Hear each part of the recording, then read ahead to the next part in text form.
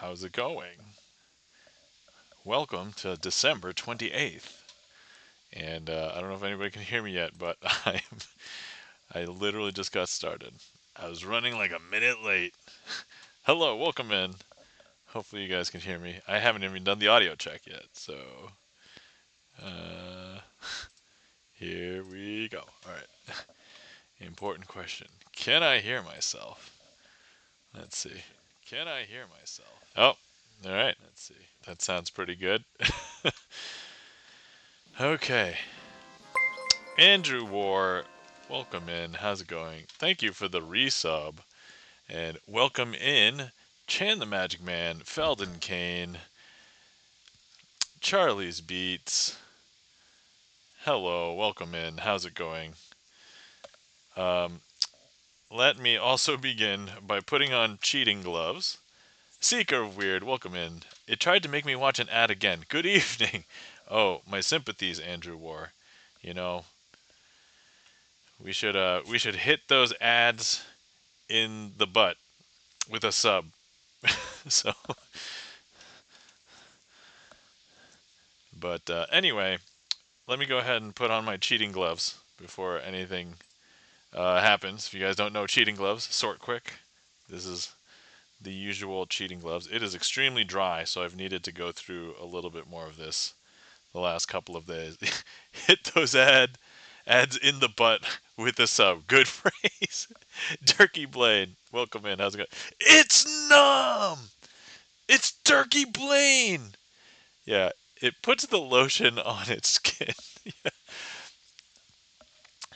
Nyan Nekore, hello IRL friend here who finally caught a stream. Why, hello Nyan Nekore. How's it going? Thank you for or or drops cards against the Turkey Blade. Nyan Nekore. Did we know each other from a long time ago, or uh? I'm actually not even sure. Hold on, let me just click on you and see if let me also give you a follow.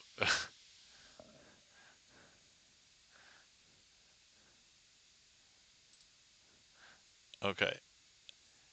I'm not sure if I know who you are. If you want to like whisper to me or something, let me know who you are. I'm doing good. We know each other through a friend. We went to the Renaissance Fair together. Oh, okay, gotcha. Okay, understood. Excellent. Well, welcome in, Nyan Nakore. All right, cool. So, all right, Chan, thank you so much for getting the trick list ready. And for anybody who doesn't know, hi, my name is Nam, and I also like to do sleight of hand card magic. And we have a trick list. People can request tricks, so you can actually click on that link that is pinned in chat and look at the tricks that I know. I know if you want to see magic, but you don't know what to request, you do a exclamation point random. But Nyan Nekore, I'm married now. Excellent, congratulations. It's a recent, like in the past few months type thing, right? Nyan Nekore, if I believe. So excited! My husband used to do magic. Awesome. Yep. Okay. All right. Yes. All right. Excellent. I think I know. That gives me. I think I know exactly who you are. It's like a mystery game. Wait. Are we talking about the Guess Who?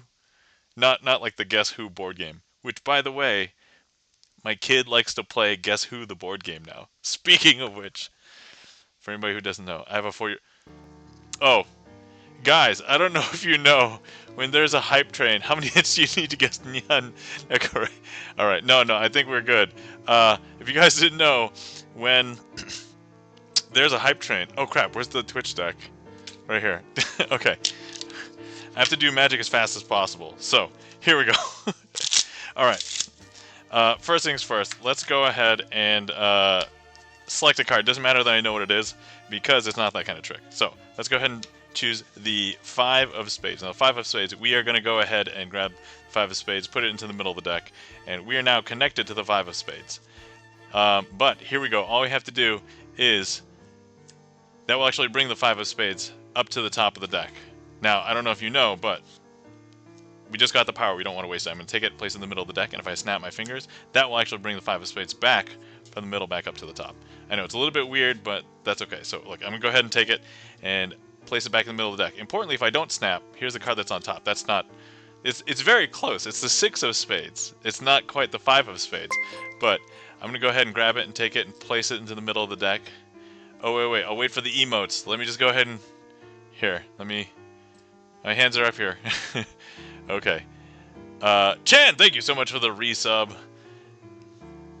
Alright. But look, all I have to do is snap.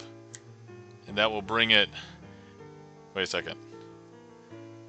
Oh, it wasn't on the top. That's the thing. I actually put it in the middle. Wait. Whoa. No way. You know what? It didn't work. Because it's actually on the bottom.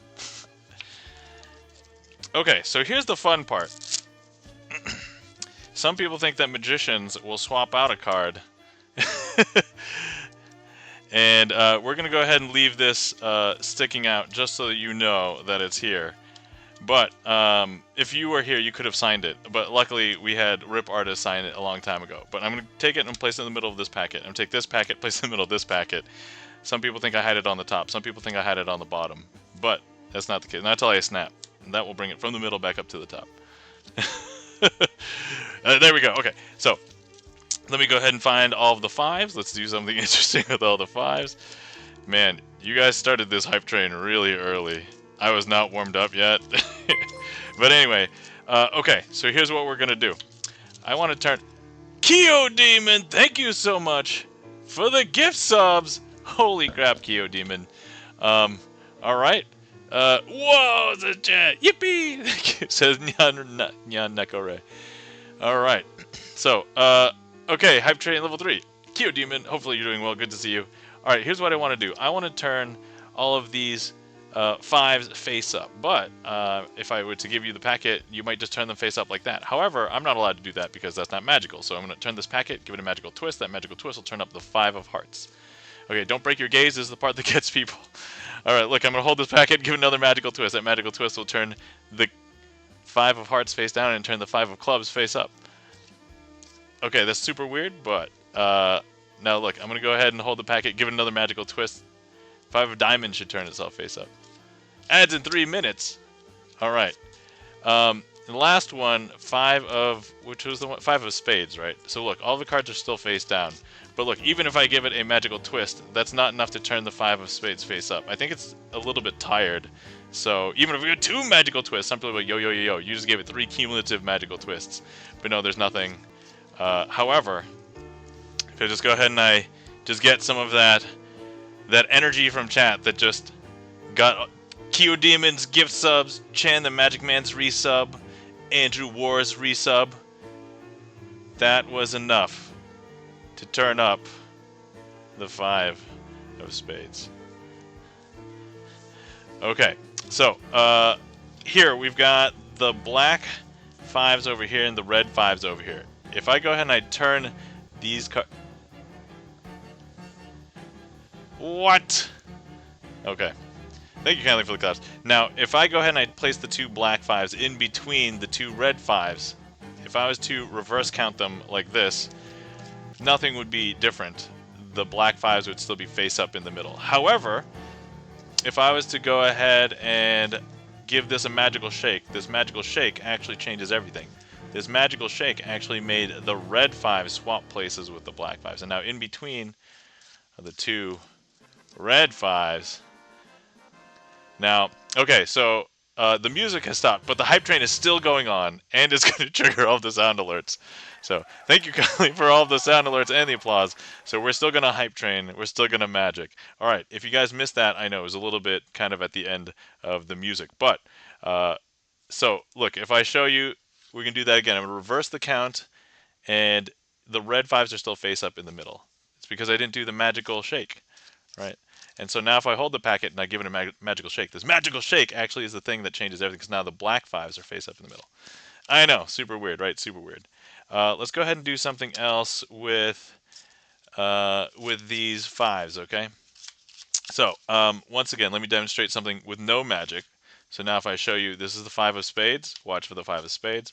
Here's the 5 of clubs. And if I do no magic, 5 of spades is still here.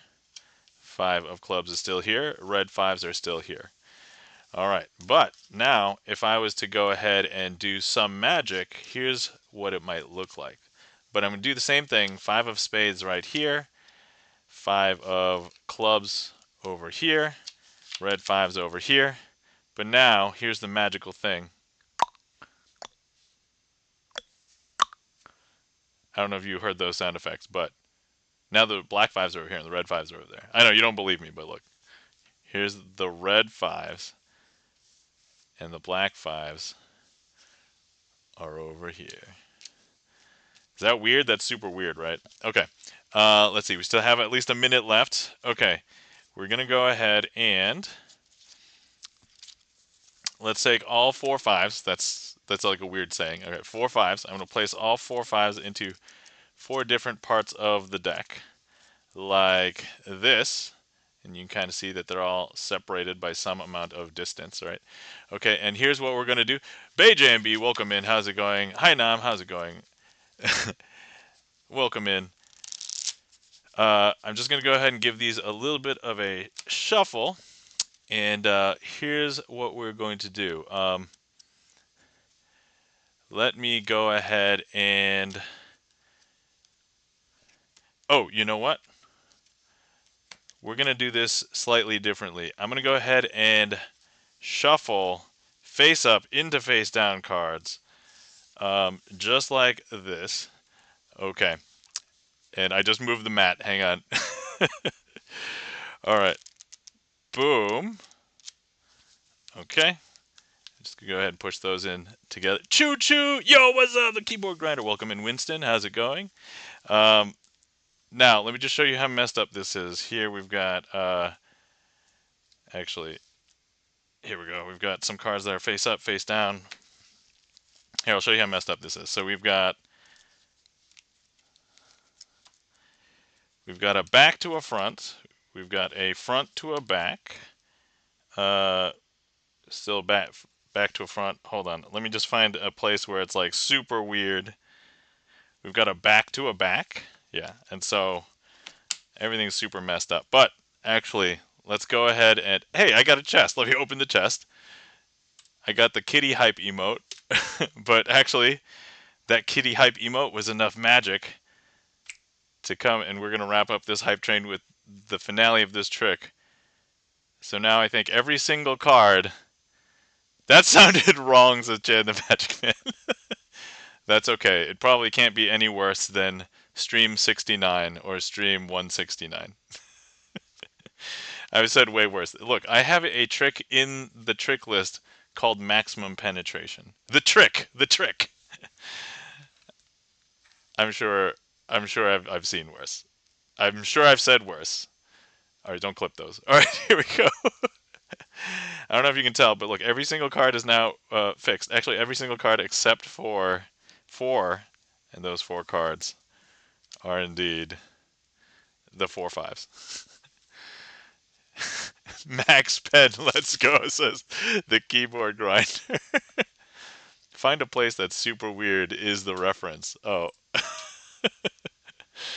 All right. Thank you guys so much for the unexpected initial hype train. Let me just go back and just go through chat and just thank everybody as well. So, thank you kindly to Andrew War for the resub. Thank you kindly to Chan the Magic Man for the resub. Thank you kindly to Kyo Demon for the 5 community gift subs. Thank you kindly to everybody in chat. Thank you for all the emotes. Thank you for all of the chatting. Let's see here. We played a guessing game. Let's see. So welcome in Nyan Nekore, Seeker of Weird, Kyo Demon, Durkee Blaine, and let's see here.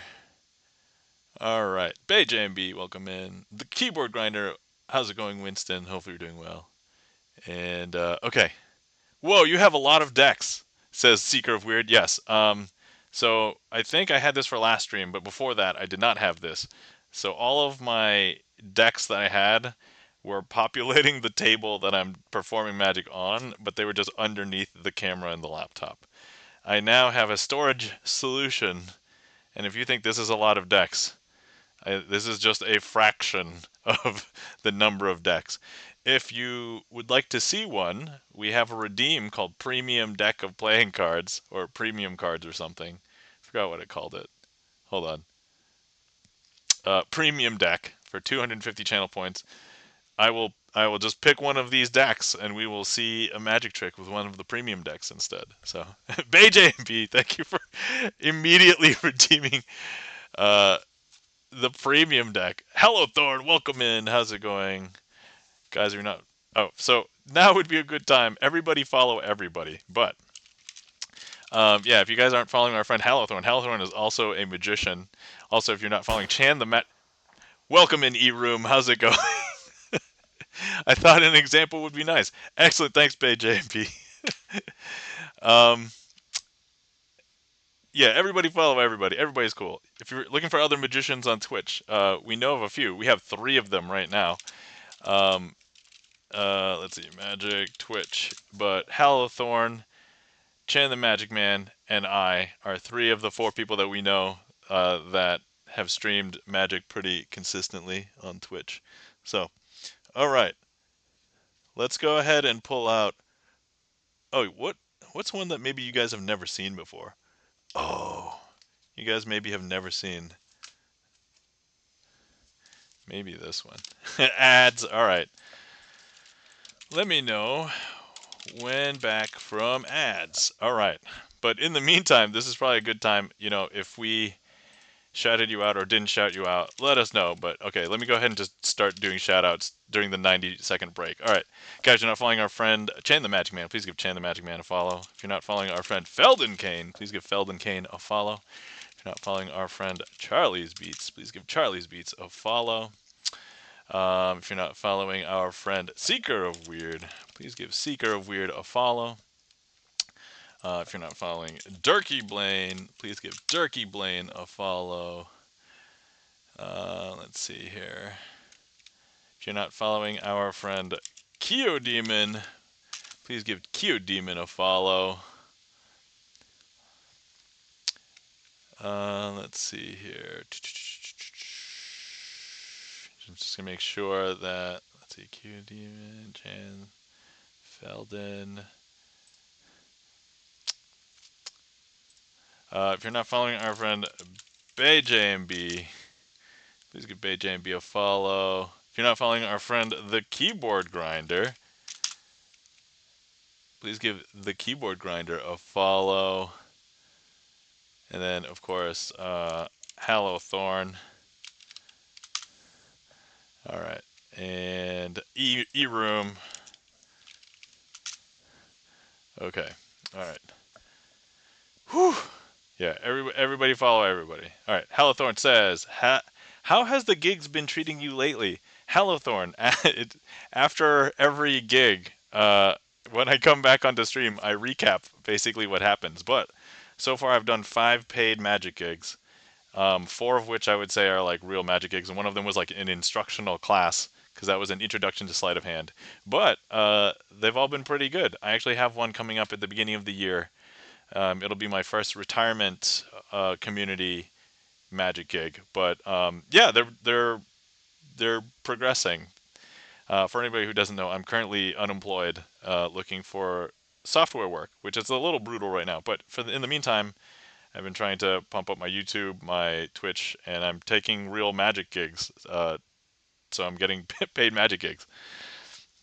Felden Kane says, "Thank you for the shout out. You are welcome. Thank you kindly." Let's see, I'm going to lurk for a little bit longer, but I have a wonderful night. All right, Nyan Neko Ray, have a good night. Thank you for stopping by. Thanks for saying hi. And yeah, we can catch up sometime if you want. All right, let's see here. E-Room has all the E-Room emotes. E-Room, E-Room, E-Room, E-Room. BayJB says, any new goals for Magic? I do have some. I will want to talk about it in a minute, so let me get there. And then Hallowthorn says, I've been doing weird stuff for walk around, pickpockets, weird mind reading, and stand up Monties. Oh, nice. I did learn stand up Monty officially from Garrett Thomas. Garrett Thomas came to the local Society of American Magicians Club here, and he actually gave a lecture. We also got a an extra lecturer as well because he was hanging out with his friend Matthew Beach, which, if you aren't familiar, the one with the came up with the plunger here. So, but yeah, that was really good. Let's see. BJMV asks any New Year's goals for Magic. I do want to learn new tricks. I'm not going to put a number on it because at this point, it's not about the quantity of tricks. It's about whether I can use it to instill magic, right? I do want to improve my storytelling, although I think between some of my YouTube videos and like my Twitch and actually doing gigs in real life now, the storytelling for gigs and like adaptability of tricks has skyrocketed.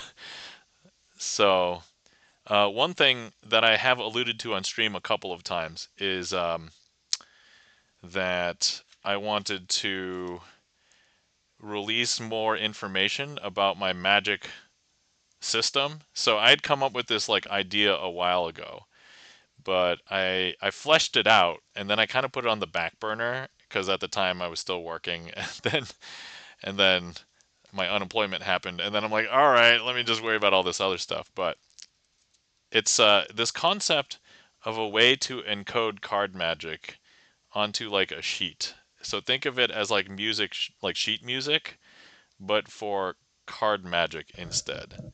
A couple of the benefits that I would use it for is like quick reference, setup, what the state of a packet is, what sleights that you need to know, all in one sheet. So you know, right now when you learn new tricks, if you don't watch a video, which a lot of people who have learned from books say it's very slow, and I can kind of see why, but all of the magic material out there is like you open the book and you have to read prose most of the time. Even well written magic books with like modern color images and things like that, you still have to read like a lot of prose.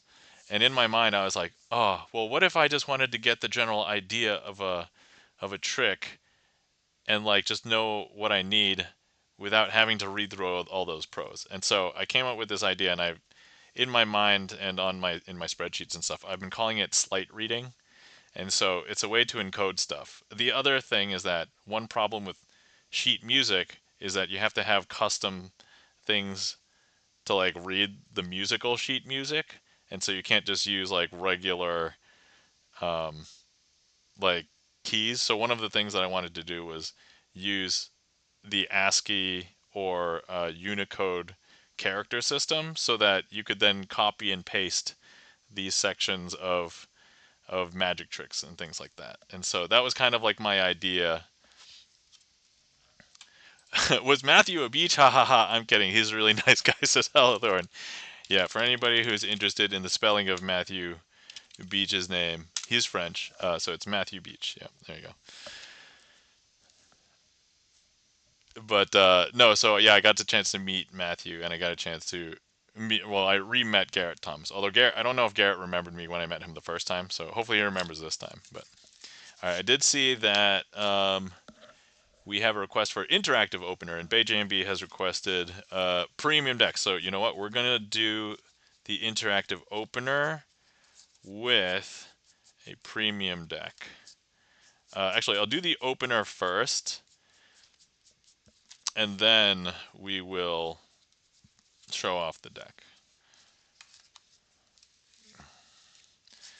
So let's go ahead and do that. Okay. All right. He's one letter short from that. Yes. All right. Here we go. All right. I'm going to do the trick, and then it'll give more time for people who want to request tricks, and then we'll get back to the conversation that's happening in chat. All right. I will show off the back. So, guys, if you've never seen this deck before, actually, I don't know if I've ever shuffled this deck before, so certainly it's brand new. This is the Rick and Morty deck of cards made by Theory11. For I know that there are magicians in chat who may care about who created it. So Theory11, nice, nice, nice, says Chan the Magic Man. So this is what the back design looks like. Here's a random sample of what like the front design. So here's like a diamond. There's a face card. That's a heart. Here's a joker. And so on. All right, cool. So I'll show more of the deck in a second, but let's pretend that I've grabbed 1, 2, 3 cards from the deck, but I wanted to cheat in cards. Big surprise, using the Rick and Morty deck. Well, because they're the Rick and Morty cards, I don't know if you guys are familiar with the show, but Rick is the main character. Think of him as like the Professor Emmett Brown, but of this. And then Morty is basically like the Marty McFly, which a lot of people have drawn that parallels and might have been an influence or a inspiration. But so we can actually have Rick help me with the portal gun, and so he can actually create cards for me. BayJP says, love those. Nice. And so, all right, with these 3 cards, I want to materialize something that'll help me win the next game. So go ahead, Rick. Rick, go ahead and give me a card that will help me win. And actually, look, we've just found that Rick has created a portal to open up and give me the Ace of Clubs that features, I think that's Birdman. Seeker of Weird, do you have any decks with building/architecture? Maybe. Let me pin your chat so that we don't forget about it, and then we can look for one. So I'm tempted to say some of them might pass, but we can delve into that. All right, so now I'm going to ask Rick. Rick, I don't think I'm going to win a card game with just 1 card. So go ahead and portal. Wait. Hold on. 1, 2, 3. I need another card portaled into my hand, Rick. So he goes ahead, opens the portal, and then another card just flies into my hand. I don't know if you saw it, but look. 1, 2, 3, 4. And here's that 4th card. Hey, look, it's the Ace of Diamonds. If anybody's seen the show, that is Mr. Meeseeks on the Ace of Diamonds. So we've got 1, 2, 3, but actually I'm going to need another card to help win, because sometimes a pair loses to like 3 of a kind, right? I know I don't normally like to do gambling demonstrations, but for this, I'm asking Rick to help me cheat in a poker game. So here we go. I don't know if you can tell, but that portal just gave me another card. And look, we've got another card right here. I know, is that crazy? That's so crazy. All right. So now, here's the thing. I have 1, 2, 3 cards in my hand, but you can't have a poker hand with 6 cards in your hand. And so we're going to need to do something drastic, because I could be construed as cheating. So I'm just going to go ahead and, that won't work here, because I'm going to need Rick to portal one of these cards away. So Rick, go ahead and open a portal. I'm going to go ahead and deposit one of those cards through the portal. And so now I should have just 2 cards in my hand. I know, what the hell? Says Chan the Magic Man. Thank you kindly for that. So here's the other thing. We are also going to need... Hey, Chan, thank you for the transporter.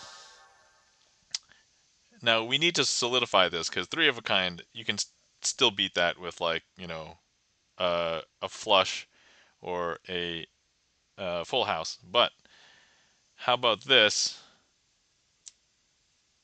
I just asked Rick to just guarantee that I win. So now, oh, wrong redeem? I don't know. That seemed like the right redeem to me. But look, now we've got all of the aces here. We have the Ace of Diamonds, Ace of Spades, Ace of Clubs, and of course, Ace of Hearts. And it doesn't matter what the other card is, because we've just got 4 of a kind of aces. And there we have it. Portals equals transporter. Yes, that's right. And that, my friends, is the interactive opener, but with the Rick and Morty cards, themed as Rick and Morty. All right. And for those, so yeah, I was saying Rick a lot because Rick is like the main guy. Hopefully, I introduced it okay. I can tell if it might be a little confusing if you didn't know who Rick was, but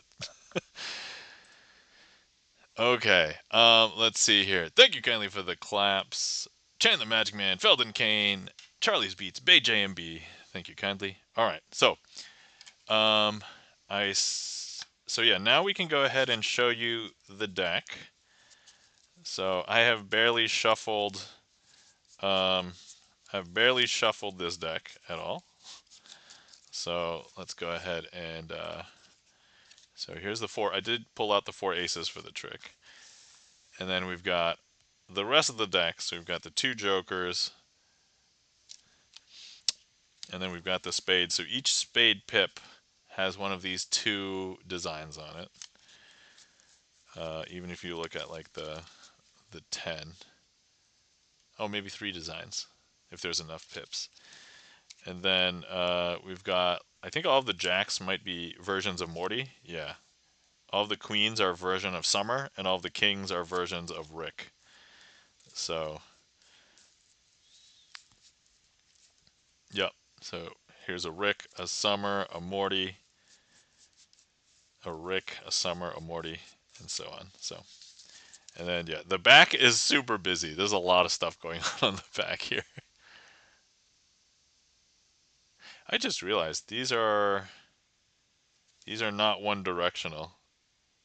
So like if a card is facing in the opposite direction from the back, you'll be able to tell because the artwork is that way. So good news, it was facing in the right direction for you guys, so that's good. Okay, all right. So there we go. Okay, nifty. Seeker of Weird says that's a really cool deck, actually. Thank you, Seeker of Weird. I'm glad you enjoyed. All right. So let's get to your question, Seeker of Weird. Do you have any decks with building/architecture? Great question. I want to say there's a couple that probably feature. I can think of maybe one off the top that features a lighthouse. And actually, that might be interesting because we recently played Keeper on stream. Let me see if I can find that one. I know it's in here somewhere. Oh, it's... Whoa, I almost knocked over a thing. It conveniently says light... Oh, yeah, you guys can't see this. Hold on. Let me see if I can... Okay, so right here, you guys can't read the top of the decks, but I can see the word lighthouse on the top of the deck. Adam, welcome in. Adam07950. Mary says Adam, and thank you so much for the 100 bits.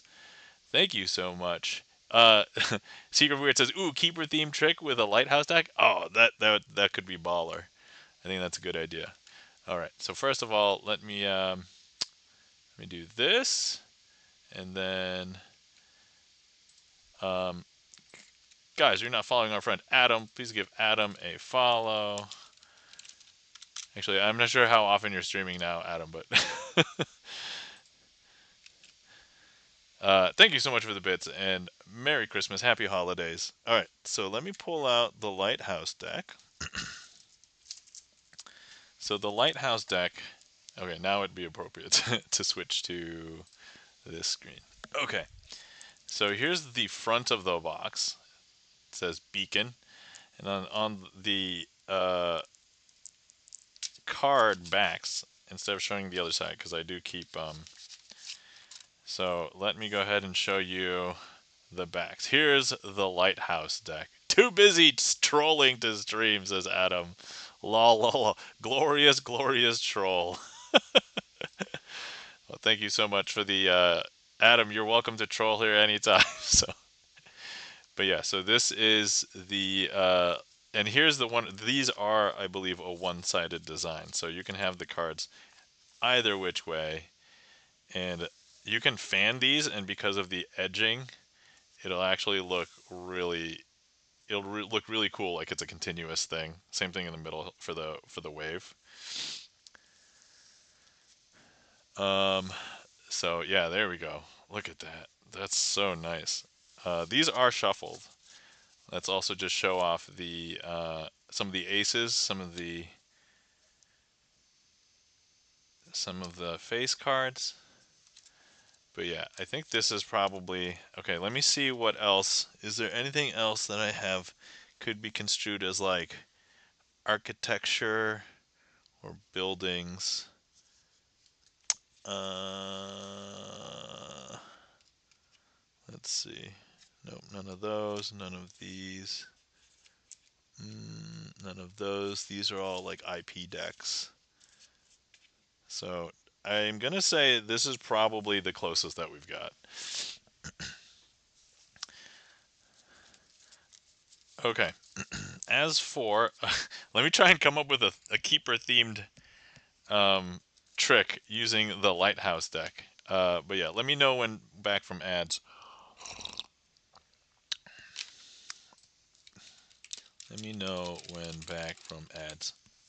But that'll give me a minute to try and figure out what we can do. Wait, I have an idea. I have an idea. Okay, okay.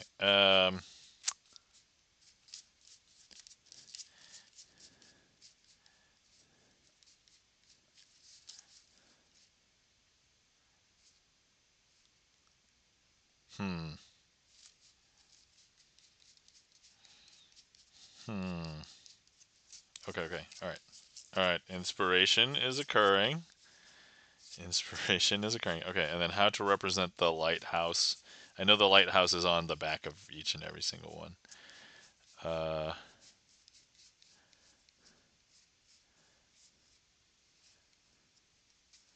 okay. All right. Let me see. One, two.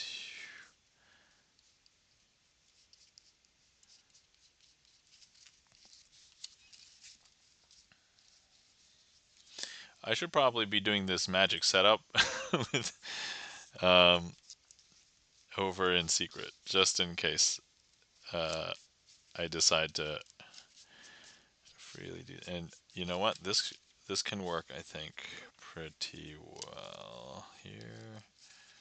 Okay. Okay.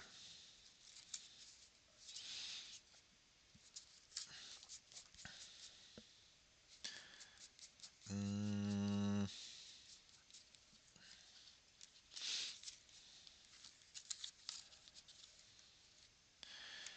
okay. All right. We're gonna wing this trick. Uh, mostly because it's just an idea.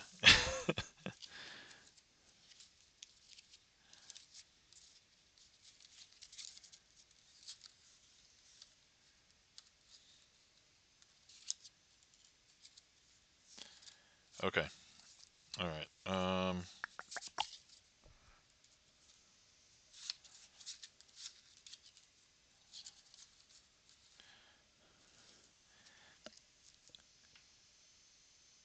Okay. All right.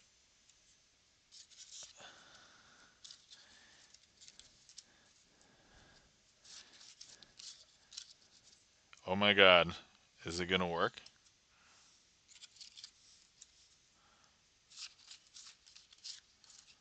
Okay, it might reveal a little bit of something, but at this point, whatevs. It's fine. It's fine.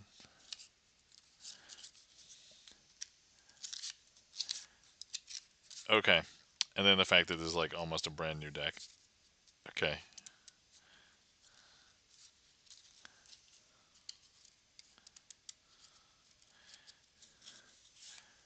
Oh,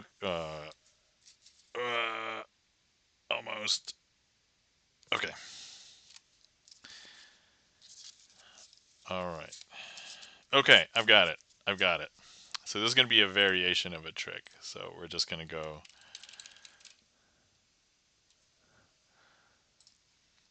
Okay.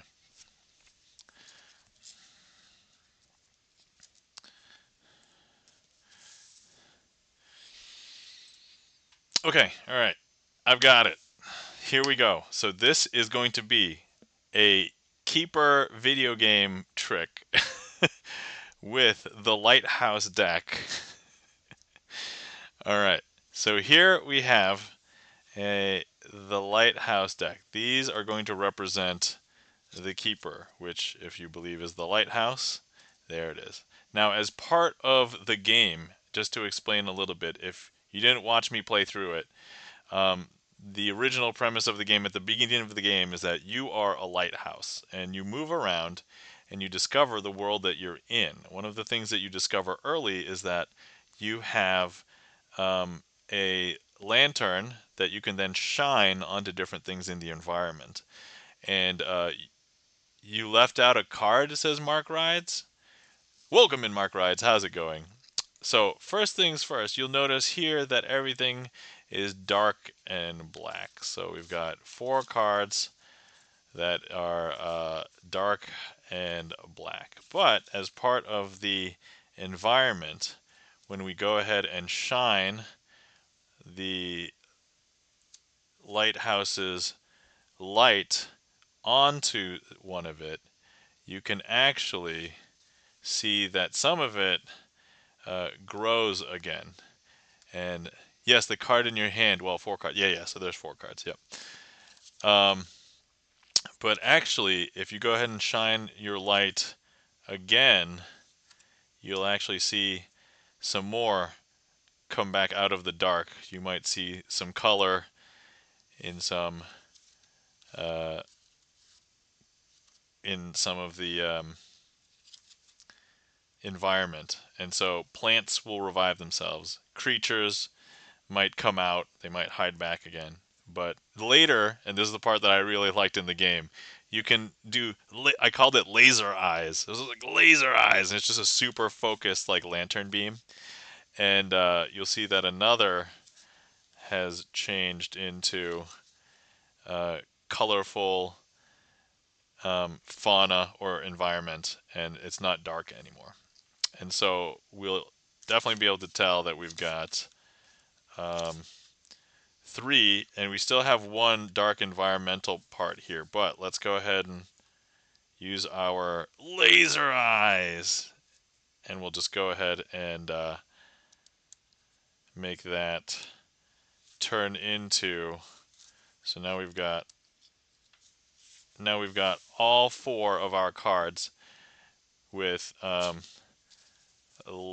perfect lighting, and we can definitely see now that we have revived this area of all of its fauna and greenery, or not greenery in this case, but.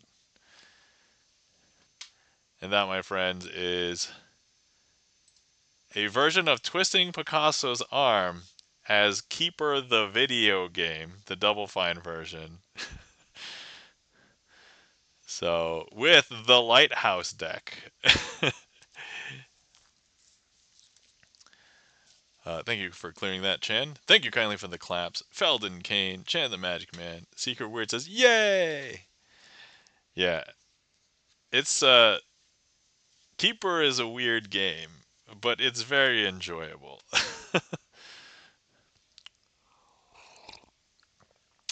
Guys, if you've been sitting around for a while and you have not hydrated, please feel free to hydrate. Okay, alright. So, I just realized that I don't know if I have my coins here. I was fiddling around with coins earlier. I did drop. Yo. Hang on. Please hold. Okay, alright. Alright. So I do have 1 set of coins down here. Okay.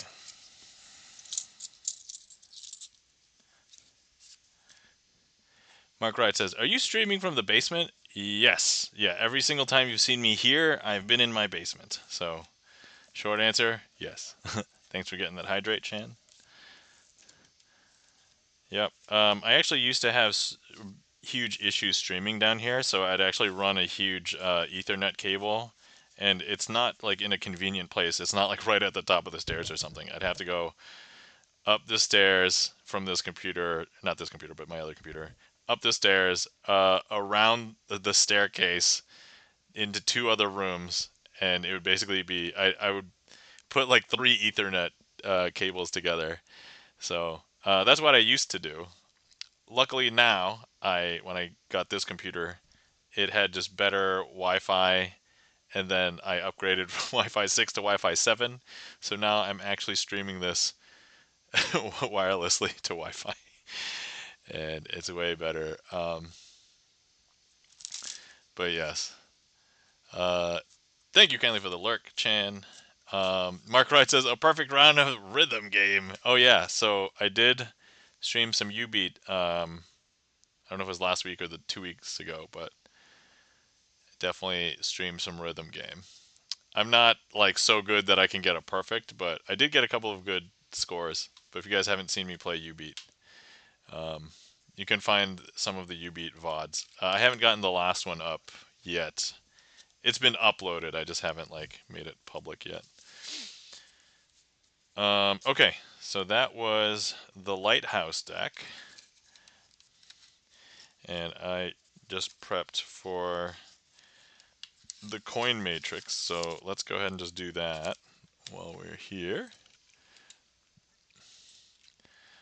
Oh, Mark Rides beat me to it. Mark Rides has requested the Fantastic Four card trick. So let's go ahead and do that one first.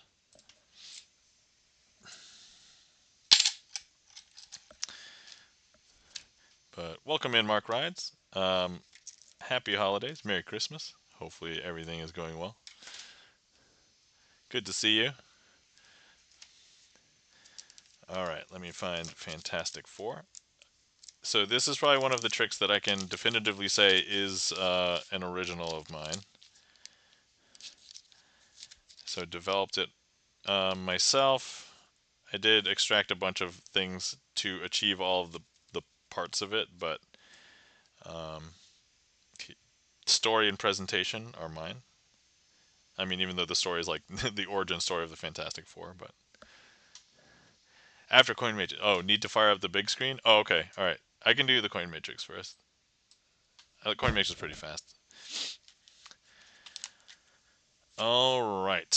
So, let me readjust my chair really quick. Okay, here we go. So, we have 4 coins. We have 4 cards. I'm going to cover each coin with a card. And in doing so, we're going to get the coins ready to teleport from corner to corner. It'll happen pretty quick, so don't blink. It's going to go very fast. 1, 2. Here's the next one. 1, 2. And the last one. 1, 2. I did this one in real life, and I think people are like really flabbergasted at like at how they move. And I was like, awesome.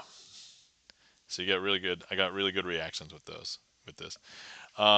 Next one, we've got the cardless coin matrix. So we're going to do the exact same thing, but with just my hands and no cards. So, and we just do a wave. Same thing here. Boom. There we go. We have 1, 2, 3 over here, 1 over here, and there we go. And so now, and that's a this was a Tetris piece. Ta-da! Okay, and then I like to finish this with the new finale now. And so, I mean, I guess I can't call it the new finale. I've been doing it for like months, so maybe it's not that new anymore. So we're gonna shove those over there. Shove these down here, and 1, 2, 3. By the way, that one time I did the gag where I just did the Mortal Kombat theme here, that always plays on my mind now every single time I do this. And I don't know if you can tell, but and that, my friends, is the cardless coin matrix.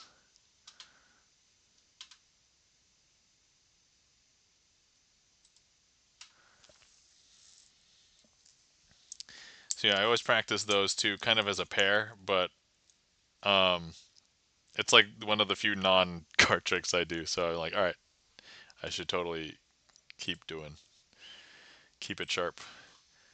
Thank you kindly for the claps. E-room.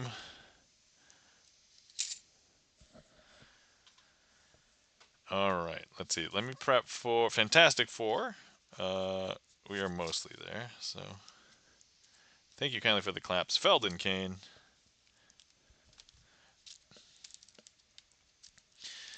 Okay, all right. Let me put back the Rick and Morty deck, the Lighthouse deck.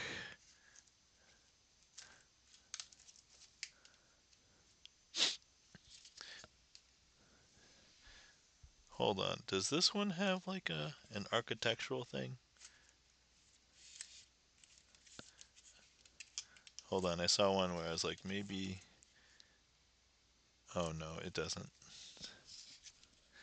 If you like pirate stuff, it has like keys. It has like pirate treasure chest keys on it.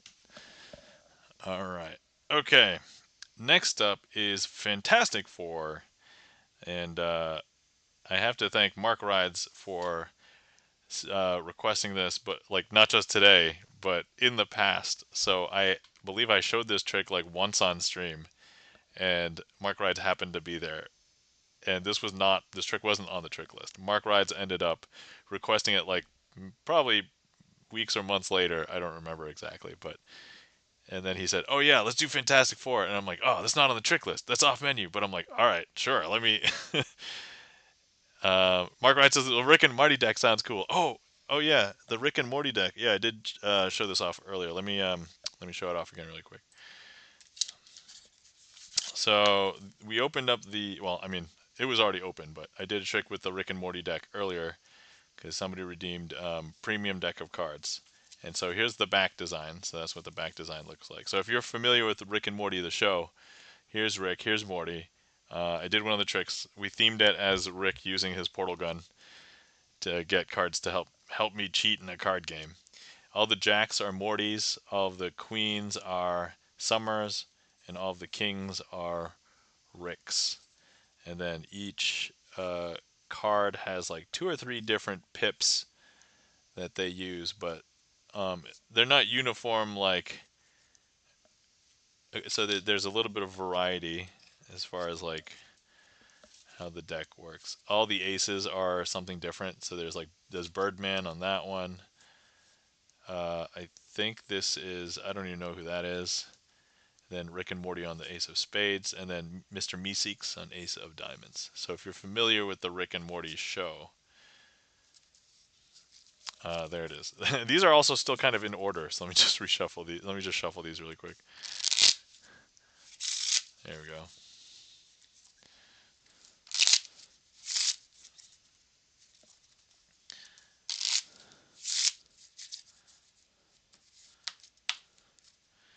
That is Rick and Morty. Ah, Joker is Jerry. Yes, yes, the Joker is Jerry. That's right. There we go. I was going to ask who Jerry is. Oh, okay.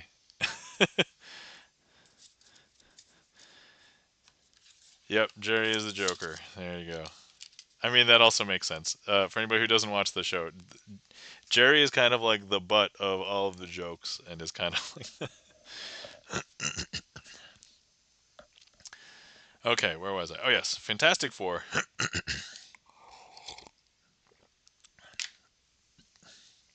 So, this, don't think of it as a packet of cards. This is a spaceship. A spaceship that's carrying four people, and they're going up to investigate a space anomaly. And these are the people who will be known as the Fantastic Four, but right now they're just known as Reed Richards, Sue Storm, Johnny Storm, and Ben Grimm. And they're each going to be represented by a different card. So in this case, the two of clubs, this will represent Reed Richards. He is going to become known as Mr. Fantastic, which doesn't really describe his power at all, which, now that I think about it, I don't know why he got this name and everybody else got a different name. But he's going to get the power to stretch himself out. And so if we just go ahead and if we just pull at the bottom of him and at the top, we're going to slowly be able to pull. Let's see here. We're going to slowly be able to pull the top of him and the bottom of him, and you will be able to see him stretch. And I don't know if you can see it now, but look, he is stretching himself with his newfound powers when they were exposed to the anomaly. And so he can hold the shape for a little while, but not too long, because it's all new to him. And so next up, we've got the Queen of Hearts, whom is going to be represented by. Oh, sorry, the Queen of Hearts is going to represent Sue Storm. She is going to be known as the Invisible Woman. And so she has the power to, well, put out force fields, but also become invisible. And I don't know how the invisible portion was the one that she got the name for. But, however, she has an attitude on her. She won't be able to just go invisible when I tell her, because she doesn't want to. So she'll be able to go invisible when she damn well pleases. And so at some point she may turn invisible, and we may not realize it, but look, now there she is. She's invisible. And she won't come back, not until she wants to. So as much as I say, "Hey Sue, can you come back? Can you become visible now?" Probably because Plastic Man and Stretchy already existed, so they couldn't use Plastic or Stretch. So he became Fantastic. I guess so. Man, if that's the reason why he's Mr. Fantastic, a legal reason, luckiest legal reason ever. All right, next up we have Ben Grimm, who will be known as the Thing because he's going to lose his human-like looks, and he's going to look like a rock man, basically. And no, not a man that does rock and roll. So if you look at this Joe Schmo, this Joker, if you ask him to hold the phone, he will not have the strength to hold the phone. So look at how flimsy his arm is. He can't hold anything. But if you ask Ben Grimm, so even though he lost his looks, he's gained the power and strength of many, many men. And if you ask him to hold the phone, he can now hold the phone. And okay, all right. And now, if you look very carefully in the reflection of my phone, you might be able to see up my nose. I hope you can't see any boogers or gray hairs. Full disclosure: as you get older, gray hairs will occur in your nose if you haven't experienced it already. All right, and that is the strength. That's the superpower that Ben Grimm gets. And then finally, we've got the Human Torch, or Johnny Storm. He's going to be known as the Human Torch. He's going to be represented by the Seven of Spades. Now, the Seven of Spades, he's going to go ahead and say flame on, and when he does, he becomes a fiery version of himself. In this case, he is going to be a fiery red version of himself. However, once he's done, this is how he gets the power to fly as well. He just combusts, and all of the air around him is just anyway. But flame off, and actually he becomes a very smoky version of himself. So I don't know if you can tell, but he is now a very smoky version of himself. Mark Wright says we need to get a mini guitar for Ben so he can be a rock and roll man. You know, that would be awesome. Anyway, they all make it down to Earth and they decide. I don't know if they decide or if Reed Richards decides for them. Hey, we have all these powers. We should be known as. We should do something good for all of mankind. And they decide to make themselves a superhero team. And now they're known as the Fantastic Four. That, my friends, is the Fantastic Four card trick.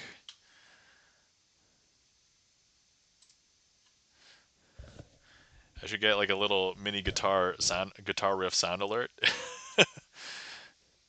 Thank you kindly for the claps, Felden Kane. Thank you kindly for the yippee, Adam and Winston. Thank you for the oh. Thank you kindly for the claps, and thank you kindly for the claps, E-Room.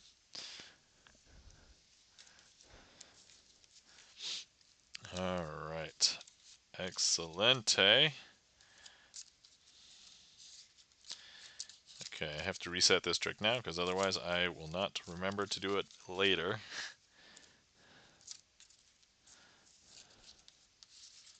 Okay, there we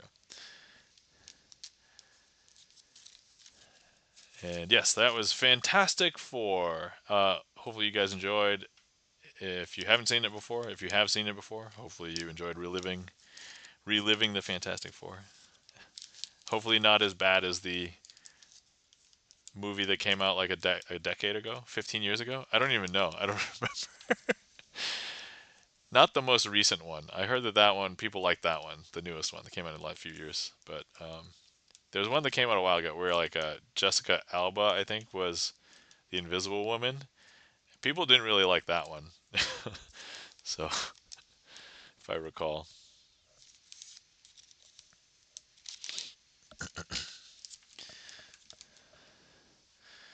But anyway, the trick list is currently empty. Oh, let me do trick list.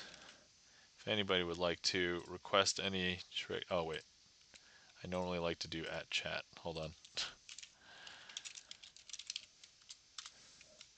We'll pin this one. There we go. Oh, I think there must have been some shenanigans when I was pinning the other message. All right, there we go. Better. But anyway, if anybody wants to request anything, currently the queue is open. Um, let's see.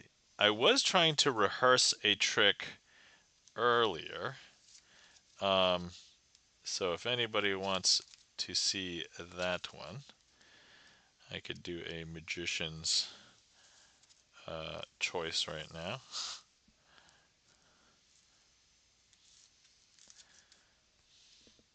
You know what? Let's go ahead and do that one. So, guys, this is a brand new trick. I haven't practiced this really. So, full disclosure, you should not do this. You should not do brand new tricks that you've never done before on stream. Unless you know what you're doing. I'm not saying I know what I'm doing, but I feel okay. All right. So, here we go. Here's the deck. I've set aside the four kings. The four kings will help us out here. And so, all right, so here's what we're going to do. Let me go ahead and I'm going to turn the four kings face down, and we're going to go ahead and leave them here. Now we're going to need another card, so let's go ahead and have the six of spades help us out. So six of spades. Six of spades. I'm going to go ahead and place the six of spades here in the middle of the deck, like this. Six of spades. Okay, excellent. Okay, now if you were here, I could ask you to like hold your fingers right here, but you'll just have to trust me that whatever. So, okay. So here's what we've got. I don't know. We've got the four kings over here. Now, I'm going to go ahead and take one of those kings. It's going to be the king of clubs. And we're just going to go ahead and make it vanish. So now if you take a look, I don't know if you can tell, but the king of clubs isn't here anymore.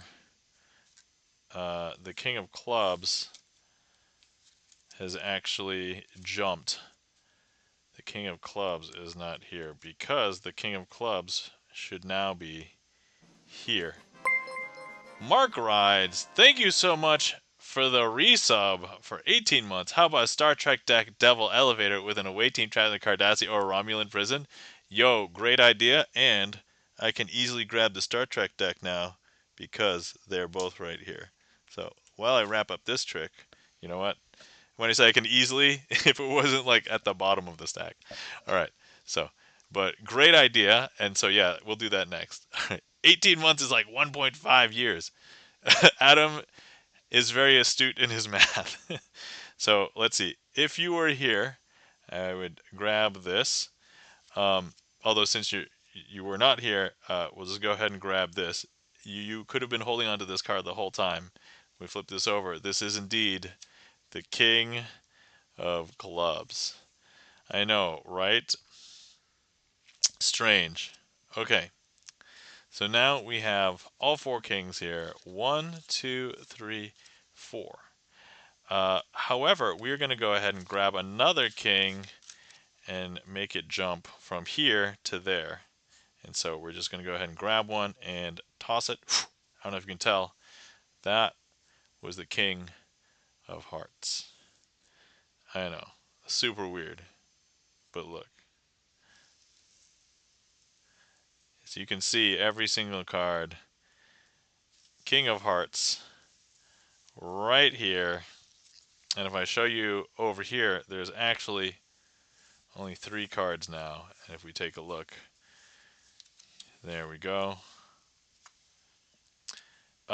So let's see. We had already made the King of Clubs and the King of Hearts jump into the deck. So let's go ahead and have the King of Diamonds and Spades. So um, which one should we do? Should we do Spades, Diamonds? All right, let's go ahead and take the King of Spades, and we're going to go ahead and put him into the deck like this. Actually, we're going to do something a little bit different. So we do have 3 cards over here now, but I'm going to go ahead and throw the King of Spades from here over there, okay? So ready? 1, 2, and I don't know if you can tell, but look. The King of Spades is now over here because it has actually swapped places with the King of Diamonds that is no longer in here. And if we take a look amongst these cards, we do have a King of Diamonds over here. And that, my friends, is a brand new trick that I just learned yesterday, 2 days ago. It's very recent, so very recent. Thank you kindly for the claps. Felden Kane. So I'm thinking about doing a variation for that for my YouTube channel for tomorrow. I haven't recorded it yet, so that's why it hasn't been solidified. Alright. Thank you kindly for the claps. E-Room.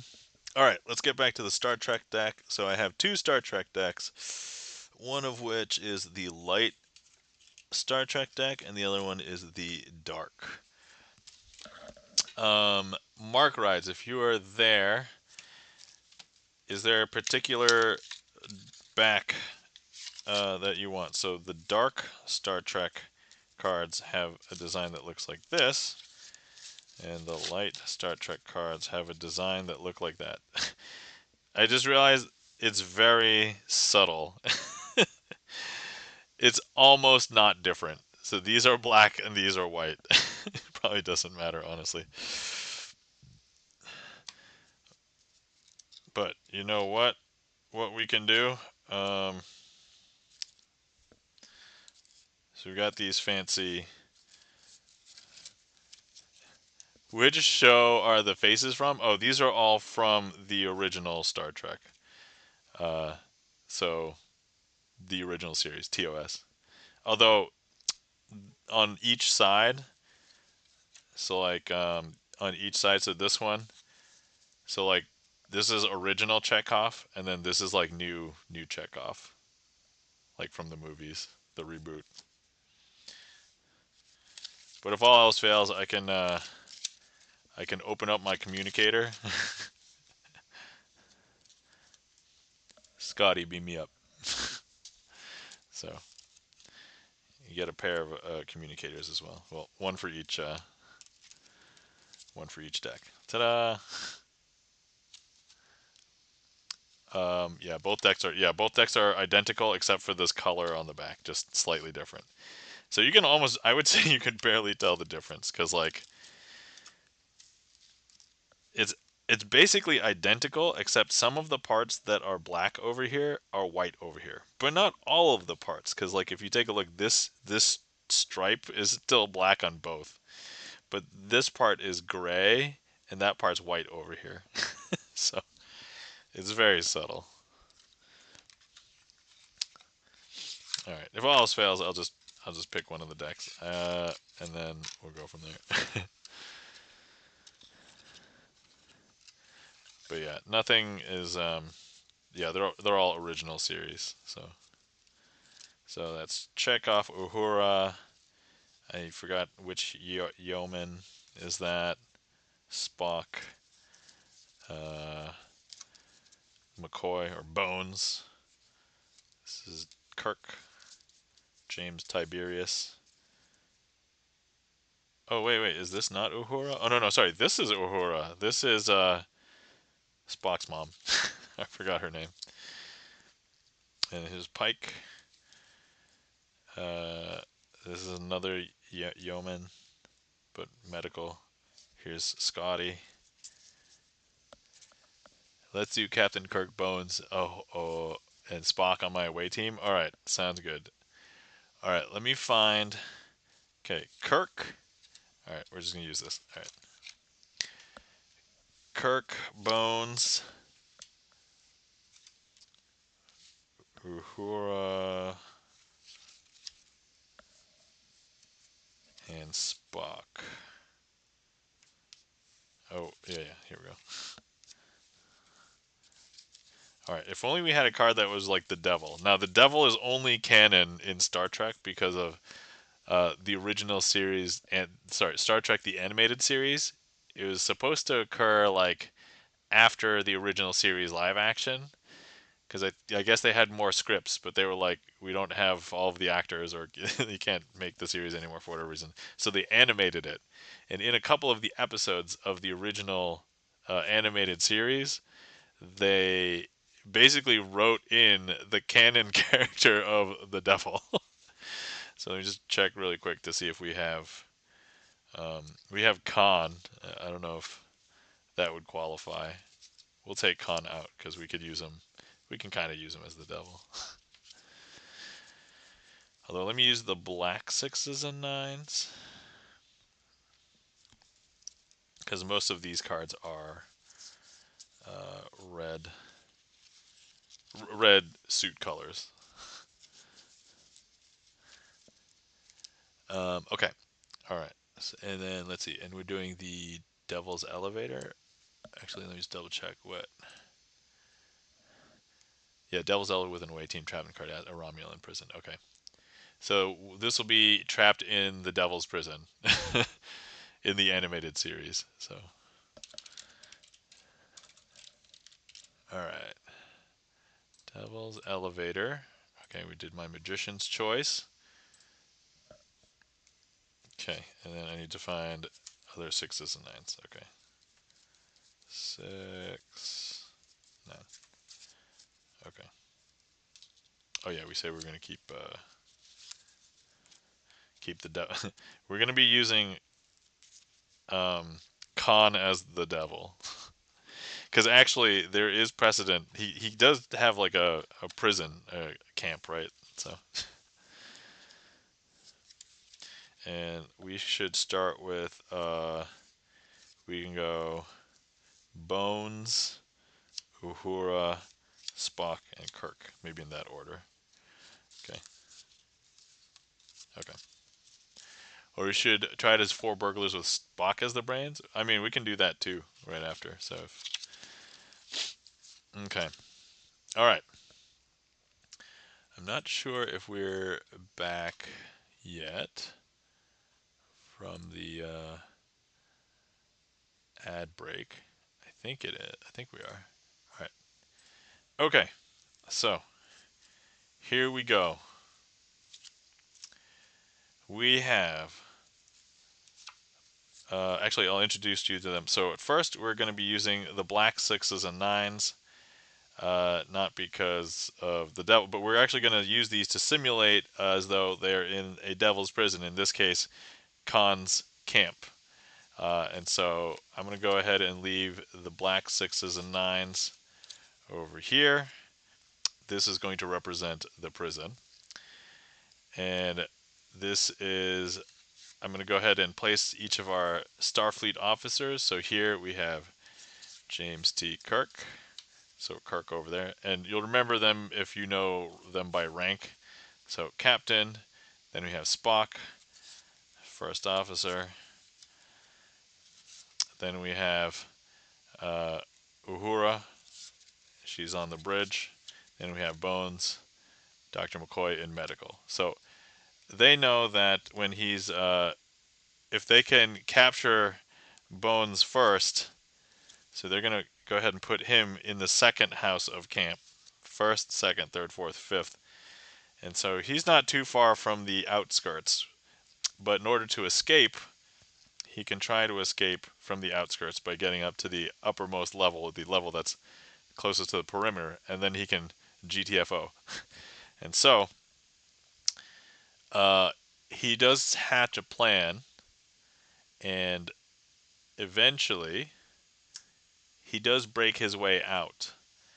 And as you can see, he does get out. Now, Khan is unhappy with this, so he tries to find another member of the crew. In this case, he's going to go ahead and try and grab Uhura. And so there's Uhura.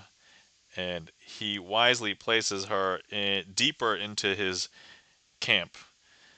So here's the first, second, third, into the third level inside his camp.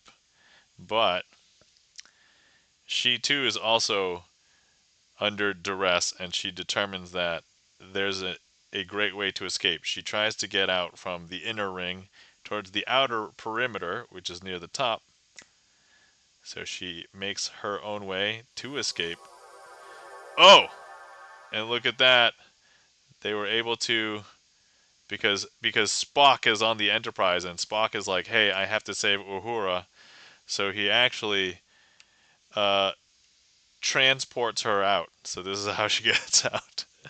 There we go. Transporter. Boom.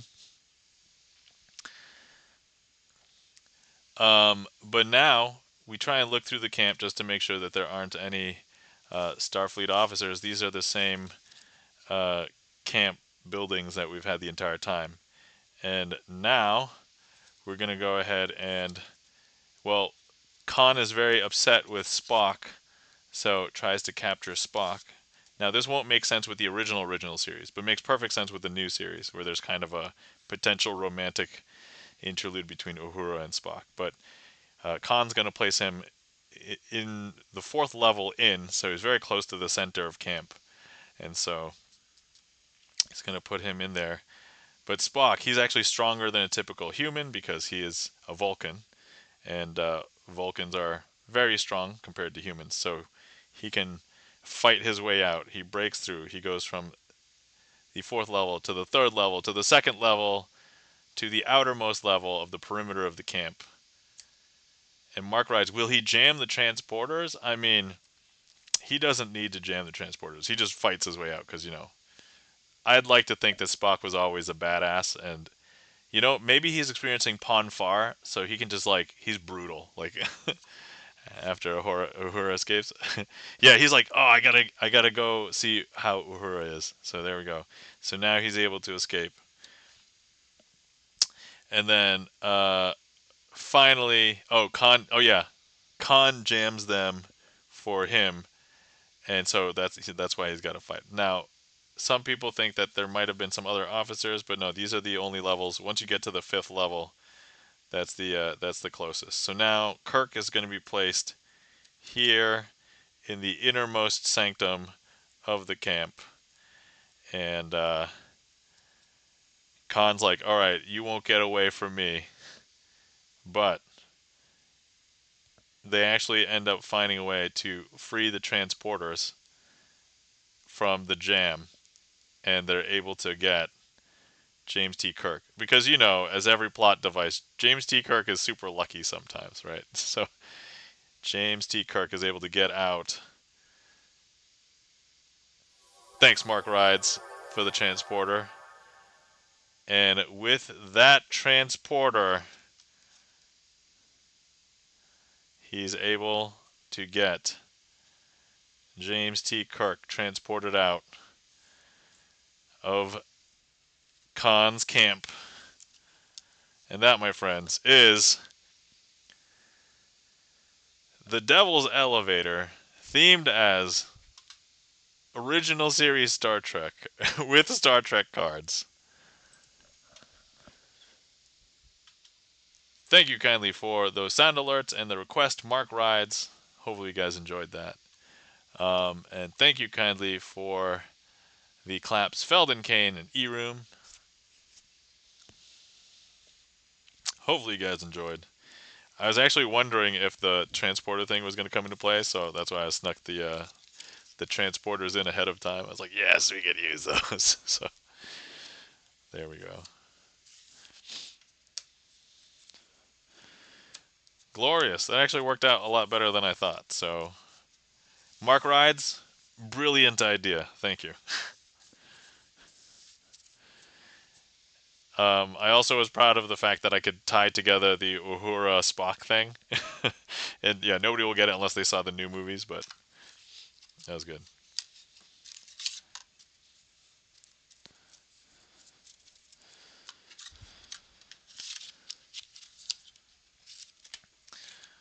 All right. Okay. The queue is empty. If anybody would like to request any tricks, you're welcome to.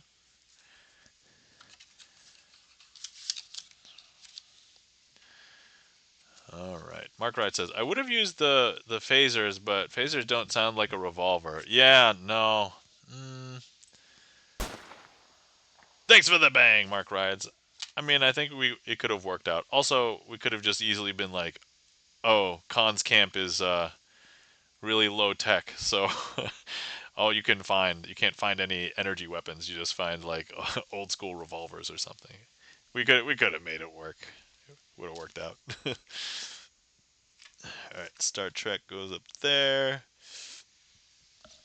I will have to say, I don't know why this is the case, but Star Trek only got 2 decks, and only from Theory 11. So these are Theory 11, and they're identical, which kind of saddens me. I would like to see like a Star Trek Next Gen, Star Trek Voyager, Star Trek Deep Space Nine, and I would get all of them.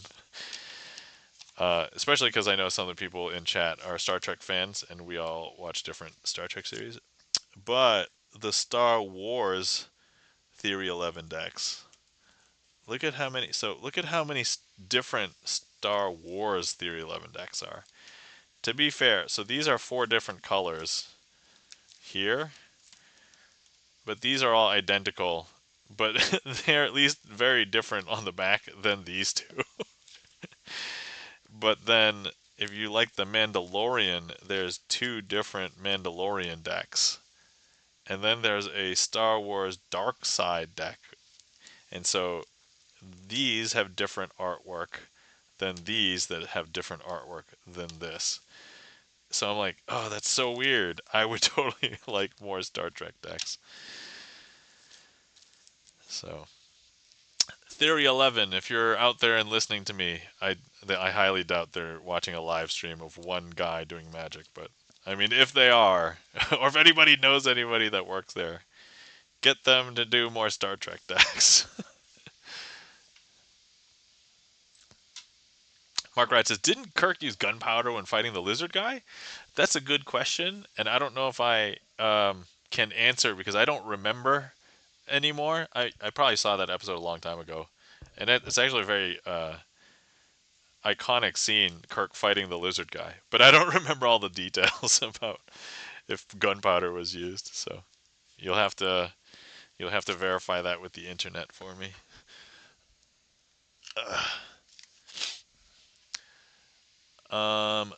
Felden Kane's got the Darth Jar Jar. Darth Jar Jar. That's hilarious. I don't think I've ever seen that one. It's a global emote. What? Does that mean I have it too? I mean, oh, we all have it. Seeker of Weird says, I want to make a card deck, but it's so much work. Oh, man. Yeah, making a deck of cards. So, like, I've made a deck. Hold on.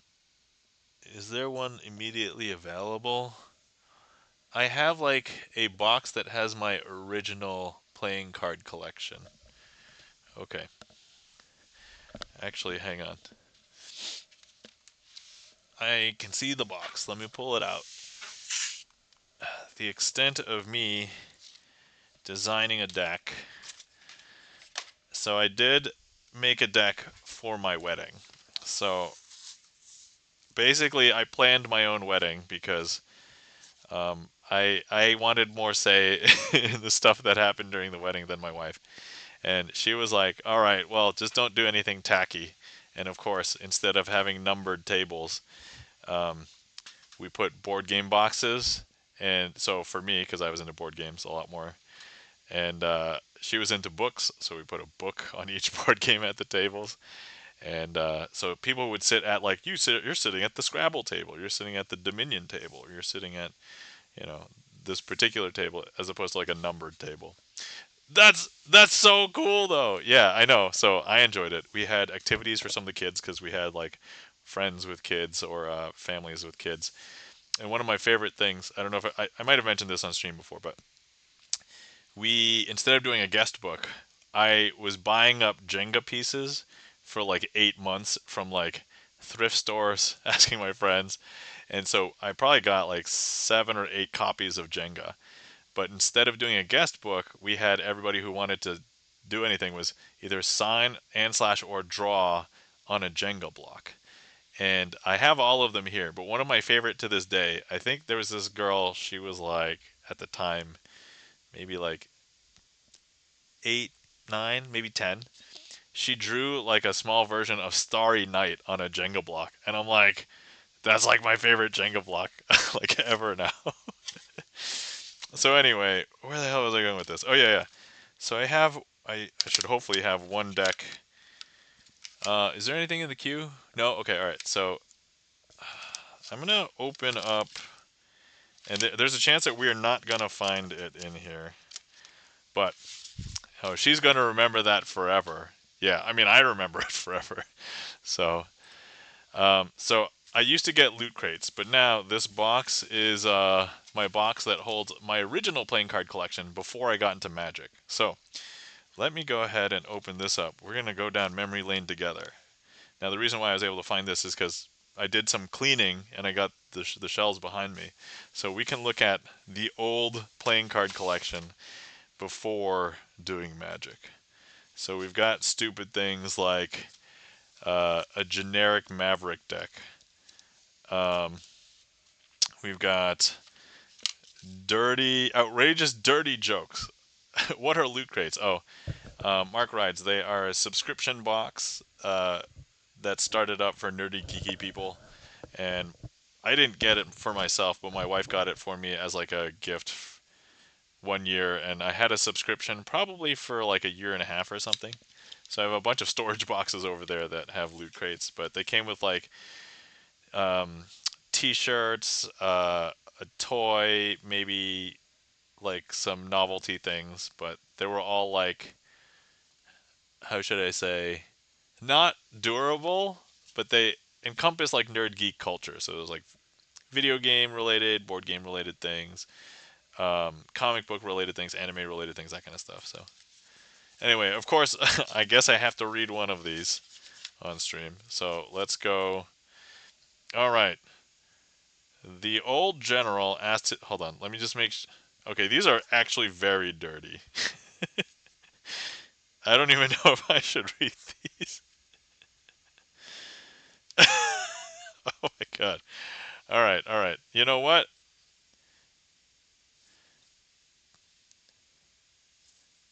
Yeah, okay, I can't read these. If somebody wants to so much, I'll read one per sub. How's that? Okay, all right.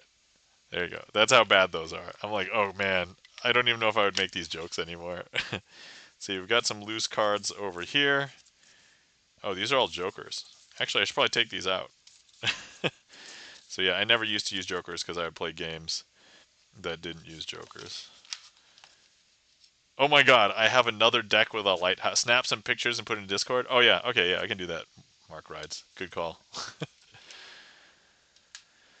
Yeah, some of those are pretty bad. So I think there's a jokes. I'll put it in there. Let me make a note so I don't forget though.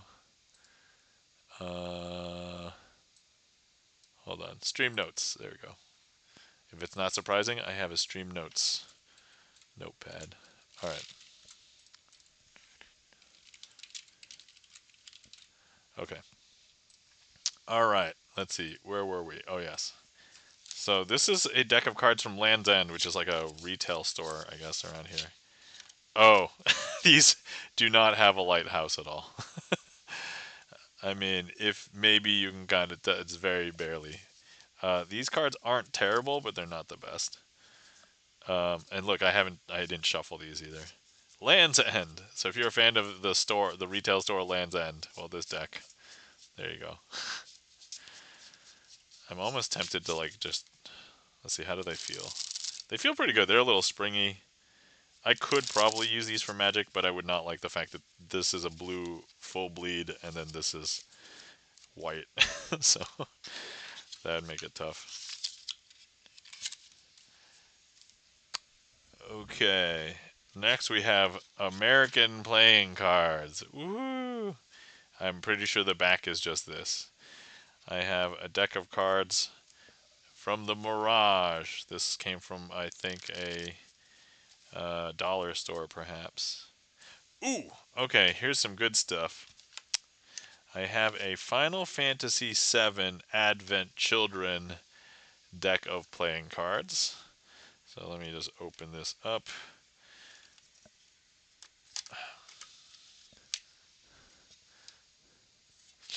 Oh yeah, we did do Devil's Elevator already. So here's the Advent Children artwork. All of the cards have this artwork on the back, on the face. There are different images from Final Fantasy VII Advent Children. There's some landscape images as well. Marlene, Laws. There's Cloud, Tifa, so on. Kadaj, this unknown character. Denzel. Which I was reading, by the way, an article about how Denzel Washington actually pronounces his name. And apparently, he, as a kid, never pronounced it Denzel. Everybody else in Hollywood pronounces it Denzel. Apparently, he pronounced it, and his mom pronounced it Denzel. So, his name might be Denzel Washington. Doesn't Land's End sell clothes? They have cards. So Land's End does sell clothes. This was like their 40th anniversary, 40 years young anniversary. So if we take a look, if it'll focus, but that little tiny, tiny thing says 40 years young. So it's like that was, I guess, made for a 40th year anniversary. But yes, no, you're correct. I would say Land's End is akin to like a clothing retailer. So. But anyway, yeah, so here's some more Final Fantasy VII cards. So this was like my first Final Fantasy VII, or was it my first? I don't even know. Oh, I have another Final Fantasy deck in there. Let me just shuffle these. These. Wait, are these shuffled? Yeah, yeah, these are shuffled. So I did use these before. These look nice. These would not be good for Magic. These are just like made out of paper, cardboard. They're not bendy. As soon as there's a slight crease in one of them, it will stick there forever. It's not plastic coated. It's not. There's nothing. So basically, they need to stay in the hard case if I want them to be nice forever. Next up, we have a Final Fantasy VIII deck of cards. So here on the back, we've got Final Fantasy VIII artwork, Squall, Renoa, if that's how you pronounce her name. I don't know anybody else who pronounces it differently, but. And then Oh, it looks like this has not been shuffled. So there's Squall. There's like Renoa. Here's them dancing Waltz to the Moon. Which, by the way, this tune has been in my head for some reason for the last couple of days, so I don't know why. I mean, it's a nice tune. I like it. But I have not shuffled these cards. So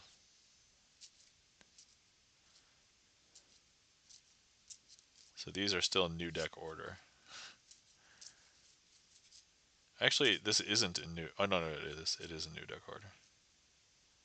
Oh wait, no, it's just slightly different. All right, so new deck order is a little bit different than the order this is in. This is all ace to king, but in new deck order, it's actually ace to king of spades, and then hearts, and then it's actually king to ace for clubs and diamonds. How do I know that? I'm nerdy and geeky and into cards, but anyway, that's a long story. Okay. Oh, by the way, if anybody wants to see any more Magic, currently the queue is empty. If anybody wants to see any more, we're currently going down memory lane and going through original decks of cards, or sorry, my original decks of cards collection before I got into Magic. This is Initial D, so I'm not sure if Winston is still in chat, but if anybody is into the anime Initial D, this is an Initial D deck of cards. Here's the Traino 8-6, or Hachiroku, if anybody is familiar.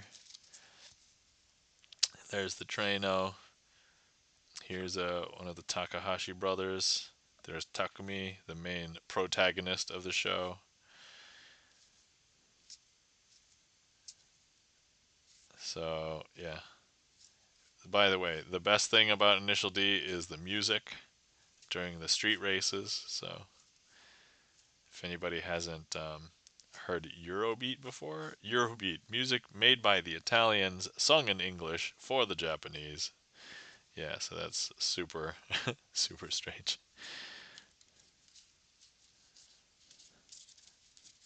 Surprisingly, the Diamonds had a lot of scantily clad characters, even though there's like 2 episodes that potentially have beach scenes, I guess. But I guess they have to have their fan service. Okay, I have a Coca-Cola deck of cards.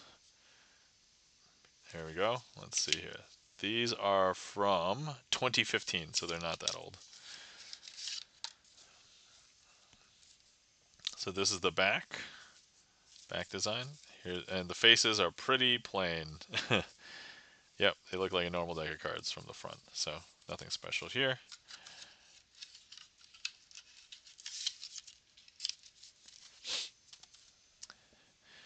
Okay, what's this?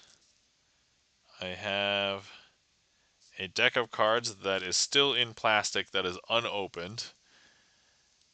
And the only thing that the other side tells me, it says Kneeling Archers with Original Colors. And that's a Joker. The text, it says Kneeling Jokers with Original Colors. But otherwise doesn't tell me anything about it. I don't have any sort of other box or details about it, so I might take a picture of this and feed it to the LLM to tell me, hey, can you identify this deck of cards later? Oh, speaking of soda decks of cards, I've also got a Pepsi deck of cards. This is, let me see here. No year I can see on this. Okay. I was just reading this and it just said, so Pepsi, there's no copyright year, even though it says copyright Pepsi. Usually there's a copyright year somewhere. And this doesn't even say trademarked. It says this the R in the circle, so it's restricted. So I'm not entirely sure. Oh, is there a fun? Okay, so this is a Joker, but there's a King of Hearts on it. So that could have been a magician reveal, potentially. Oh, okay, so here's what a Joker normally looks like. Wait, is there another Joker? So there's 3 Jokers, and one of them has a reveal?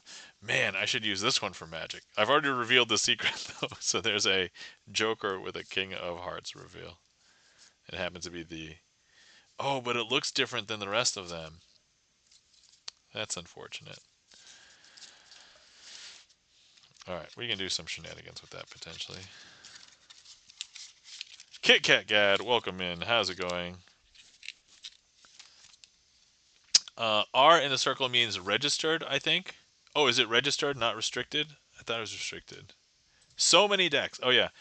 So Kit Kat Gad, we are going through my basically since the queue was empty and somebody brought up, I was trying to look for an old deck of cards that I helped design.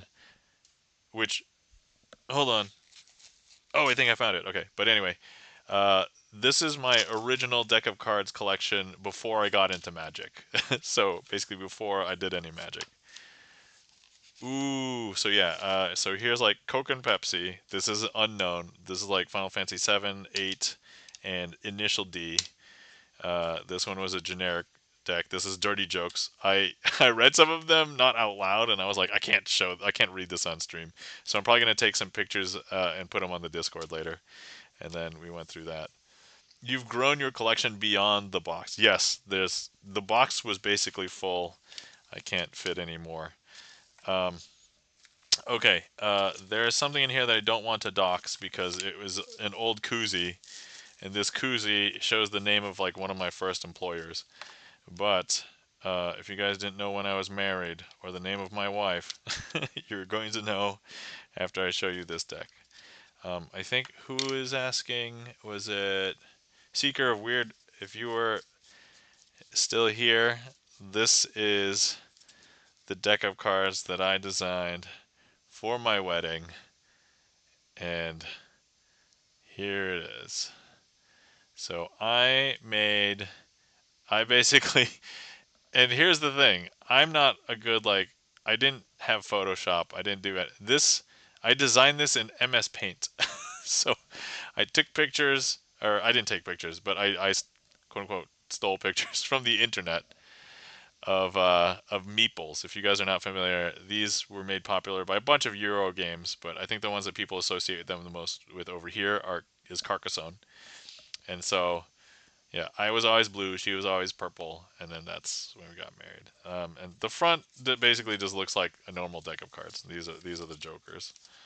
But yeah, the backs are basically this. So there we have it. That is, yeah. By the way, if you guys, yeah, Meeple's wedding. So you know how like a lot of people have a wedding. Maybe that's been, maybe people don't do that anymore. But when I got married, people are still doing wedding ceremonies. These might be like, mixing of two different colored wines, breaking glasses, doing things like that, melting candles together. So what we did, I had a friend that custom made two meeples for us that were like a foot tall, and he actually custom made them so that they had hands that could hold each other. And what we did was we just simply pushed the meeples together as part of our wedding ceremony, and so that's yeah, sand, mixing sand. That's another one. And so this is basically what we did. So yeah, that was my wedding, and that was the deck of cards that I designed. So there we go. That's adorable. Thanks, Kit. Appreciate it. All right, so going through more decks. This is a plastic deck of cards, and actually, I don't even think this one's open. I have an open one of these, but I'm not going to open. Yeah, these are still sealed in plastic, but they're clear and they have the billiard balls. This one's also clear and is a bicycle deck. This one is opened. But yeah, so here's the thing. I can't even use these official bicycle cards for Magic because the instant that I have something like turned around like this, you can already see that things are messed up. So Mark Wright says, "Good night. Did you limit your wedding guests to 50 people and hand them each a card and tell them to present their card on entry?" No, no. We had. It wasn't a huge wedding, but it's bigger than 50. I think we had about 100 people for our wedding. I don't remember exactly. I have a wedding spreadsheet. I could go and consult it if I want. At the moment, it doesn't matter too much. But yeah, I was like, we could limit it to 50, but I had to invite a bunch of people, and it was better that I invited people from my side because Asians are notoriously generous during weddings, And even if they didn't make it, it was like it was well worth it. So, um, let's see, 104, two decks, 50 need a card for Namansara. Oh yeah, actually yeah, two decks could have fit it. I think probably. Let's see. I'm originally from New England, so here's a deck from the New England Aquarium. This is like a cheap paper deck, but it's since I'm originally from New England and I went to the aquarium, I was like, oh. So I used to collect these. Here's a Niagara Falls deck, which is local to where I am now. I don't know if I acquired this visiting Niagara Falls or if I just got it, because some of these I probably didn't get. Like here, I lived in New Hampshire before, so this is the Flume in Franconia Notch, New Hampshire. That's a place I've definitely been before, because my family would go and vacation up there. This is certainly one that I never went to, so I must have acquired this some other way or somebody brought it back. The Metroplex, which is in Texas. Mark Ride says, but there are technically 55 cards, two jokers, and other cards not used in games. I've been to Franconia's, says Kit Kat Cat. Awesome. So yeah, you know it's a place. Um, yeah, in a regular deck of cards, you usually get 56 cards. So it's the 52 main cards, two jokers, and then two advertisement cards. And like other decks, like Magic decks, for example, instead of putting advertisement cards, because you know you're buying a very premium deck of cards, they might put in like a gag card. So in the case of like one of these, we saw like another Joker with a reveal. So you might get like nifty little Magic things like that. And then this is a deck that I got from Florida. I went to Florida, I think, once. And that's when I got that, I'm pretty sure. Alright, let me see what's in this box, just to double check. Oh, I considered them. I'm actually not even sure if I had them print my wedding deck, but I considered them. And so this might have been who printed my deck, my wedding deck. But look, they have that Joker thing again we saw earlier. So red Joker, black Joker, Joker with King of Hearts reveal. So it seems as though they might have also printed, what was it, the Pepsi deck? I don't remember. That's interesting to see now because I'm like, what would have this card been used for? And I would have discarded it if I was like a person who got rid of cards. But now we were able to see that, and now we appreciate, oh, that's what it means. Kit Kat Gad says, I only used cards for cribbage, is our family game. It's highly competitive. Awesome. I think I learned how to play cribbage a while ago. I've never really played it since after learning, but Mark Ride says, you had these decks before you started Magic, or were you considering learning Magic? No, I liked playing cards. Like, I liked cards in general because like I played other card games. So these were part of like my collection before I liked Magic, before I got into Magic. So so yeah, these are just things that I collected over the years that are best game ever, but I'm biased. Oh yeah, I mean, look, you're entitled to like whatever games you want. Here's an invisible deck of cards, and actually, let's see if they're still. Oh my God, you can see these have been used. Look at how yellow the edges are, right? Like if I take out any one card, this one doesn't look too yellow, but actually, if you look really close, this might be a deck of cards that I should remove or discard. Certainly maybe never touch anymore because I don't know what's causing the yellowing. But the other day I actually found a yellow package yellow plastic that was starting to get brittle, and basically as soon as I touched it, it basically shattered. So I'm like, I was kind of afraid of handling those. Those could have shattered right now. Oh, wait, if GipsonLens or Charlie's Beats are here, I have a deck to show you guys. I have a Phantom of the Opera deck of cards. Oh, these are open. All right, sweet. These are still in. Oh, are these in new deck order? No, no. Oh yeah, yeah. Well, they're kind of. Yeah, yeah. These are in new deck order. Oh, and look at they have the Joker's thing again. Look, it's got the black Joker with the King of Hearts reveal. but then there's no other reciprocal joker, which is weird. We we call canasta canasty because people get bent on their partners. Nice. That's I've heard the canasty joke before. But yeah, the front looks the same, but the backs they all have the Phantom of the Opera mask. So there you go.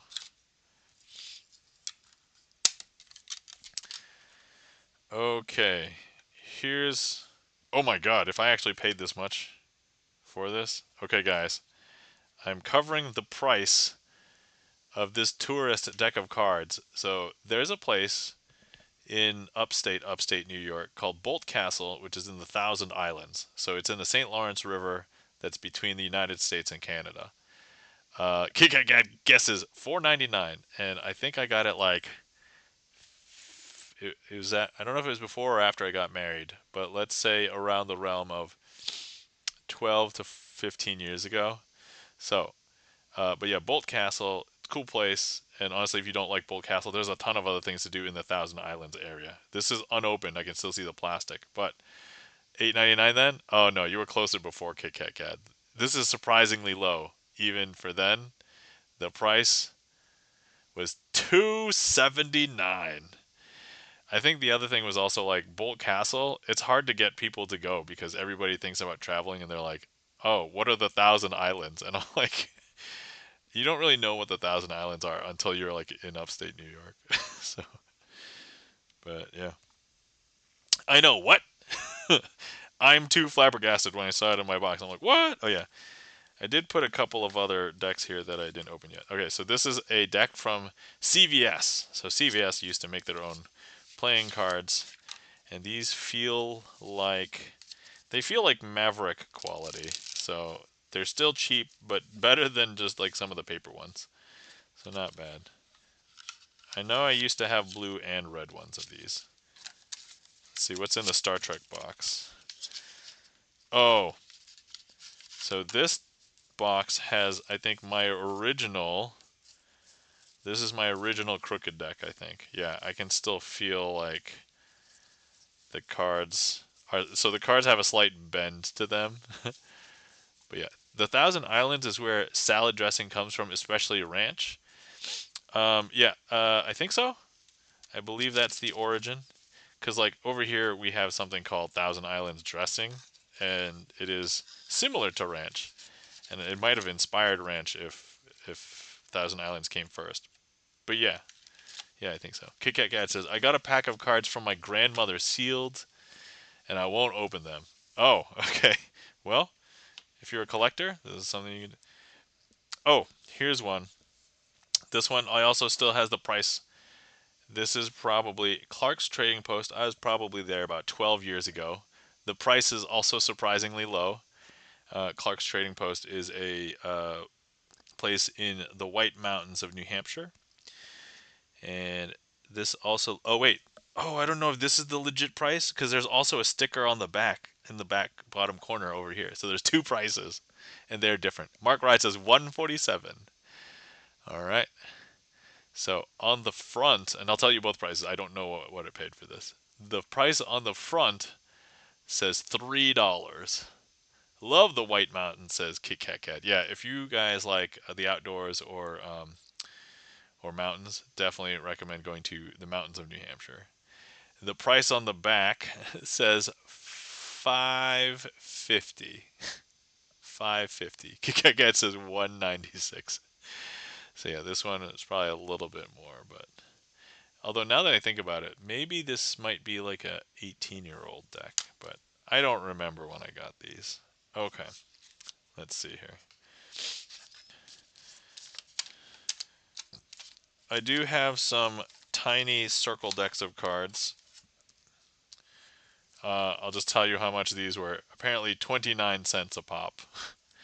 But I think I opened one of these, or at least I had one that was opened of a different one of these before, but some small ones of those, some tiny decks.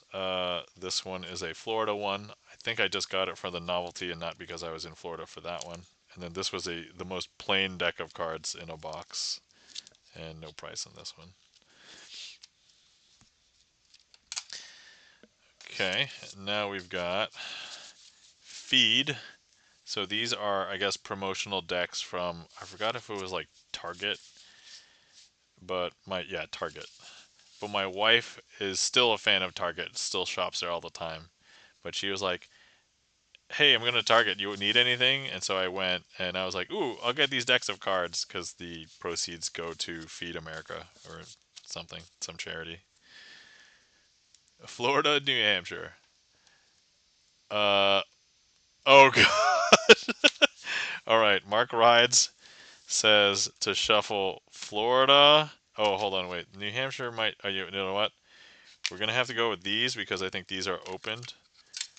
Okay. Oh no, this is still sealed. Okay, I'm not gonna open that for. Let me see. Is there another New Hampshire one? Is this one also? Nope, that one's not open either. Actually, that one's. Actually, is this open? Okay, this Florida one is definitely open, so we can scandalous shuffle this way. We can change states. All right, let me see here. Well, I do have some more decks to go through, so you know what? We'll do Florida with something else because Florida we are definitely able to shuffle. All right. Here, let me give you another rough rundown. We got some more states, and I don't know if I visited all these places, but we've got Washington D.C. Actually, let me see if that's open. There's a chance that I bought these without the intention of ever. Oh God, I don't want to like break the box trying to open this. Okay, I can almost tell that there's a plastic film on the card, so perhaps this one's not open. Alright.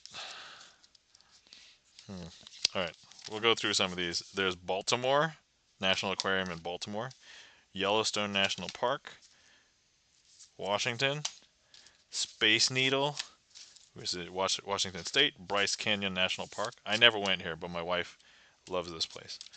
Hearst Castle, um, Mini Muir Woods National Monument. And then, oh guys, I think I found the thing that goes with this deck. Because otherwise, why would I have this by itself? Terracotta Army cards. I think that's what these are. Wait, does the box fit? No, that can't be it. Because look, the box is so huge, and this deck does not fit. So there's no way this could be it. Hi, Sapphire Stern. Welcome in. How's it going? Good morning. Uh, tricks with little cards? I have some little cards that I've opened for stream before. And then this is the place that I went to college, which is a university called RIT with a tiger paw because the tiger is the mascot. Um, is Hearst open? Great question. Let's take a look.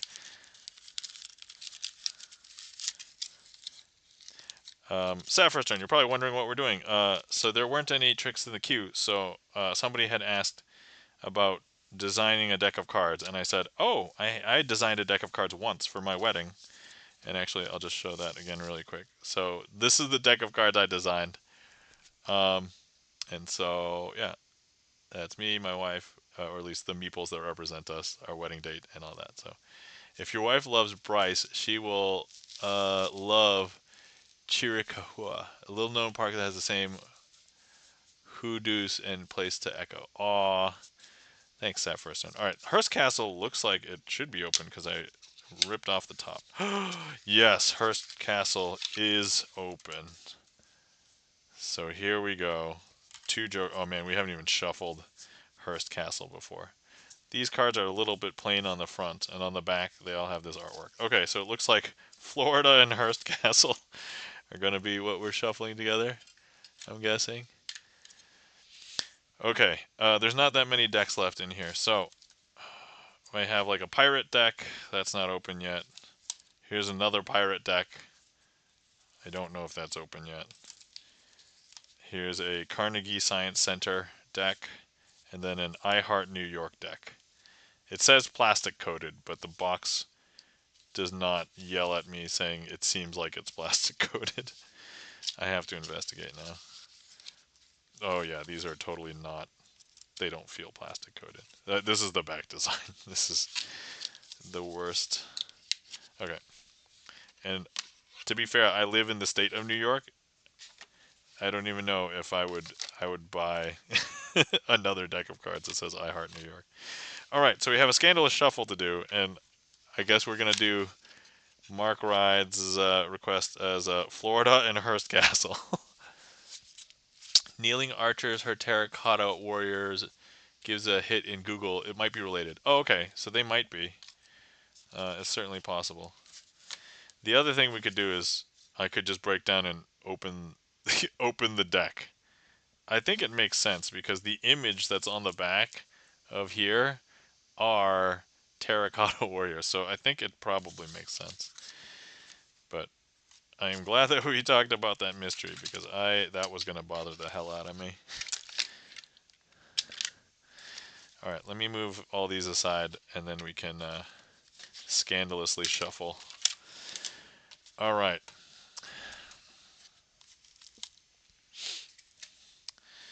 So, here we go.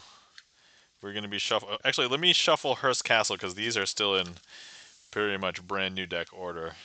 And then we will also shuffle Florida, which, oh my god, these cards are stuck in here, but they're actually sliding. This is how long they've been in there. There's no air in between that card and this plastic to like get it loose. We've gone to many of the same places. Took my Japanese student to Hearst. Oh, awesome, Kit Kat Cat. Yeah, and Mark Wright says Archer's Terracotta gives off figurines results, but but it might be a deck too. Yeah, might be. Okay, all right. So here we go. Scandalous shuffle of Hearst and. Oh, come on, let me. Oh, I almost had it. I got some air in there though, so there we go. Okay. Seven of Hearts and Florida. Okay. This was shuffled because obviously the Seven of Hearts is not the end of a deck. I may have actually used these during a trip to Florida where I got them to do something, to possibly play a card or play a card game. All right, here we go. Full disclosure, the Hearst Castle deck is way better than the Florida one. Okay. All right. Here we go. The Owl. Welcome in, the Owl. The Seven of Hearts doesn't want to participate. No, absolutely not. You know, if I was any card and they knew that this was going to happen to them, they definitely wouldn't want to participate either. All right, guys, so this is our scandalous shuffle of the Florida deck and the Hearst Castle deck. You can see the spread in all its glory. Here it is.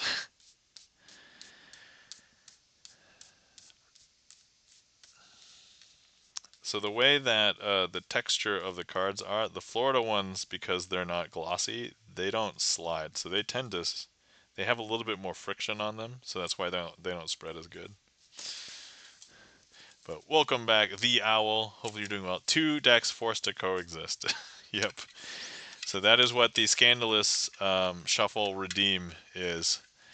So there we go.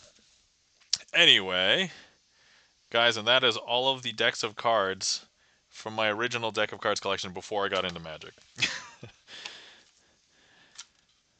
So I'm gonna worry about putting these away later.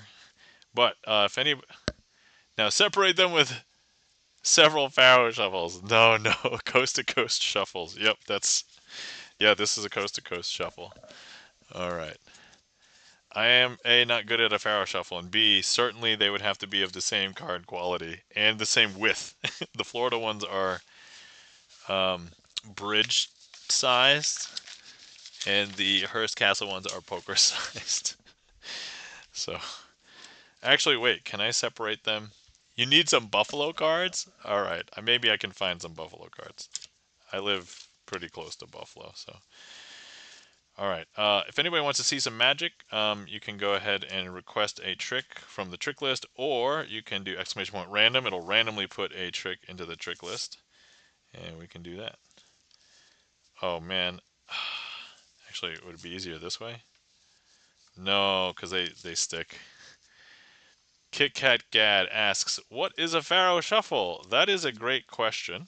So the Pharaoh shuffle that Mark Rides is referring to is actually spelled this way, and it is a shuffle in which,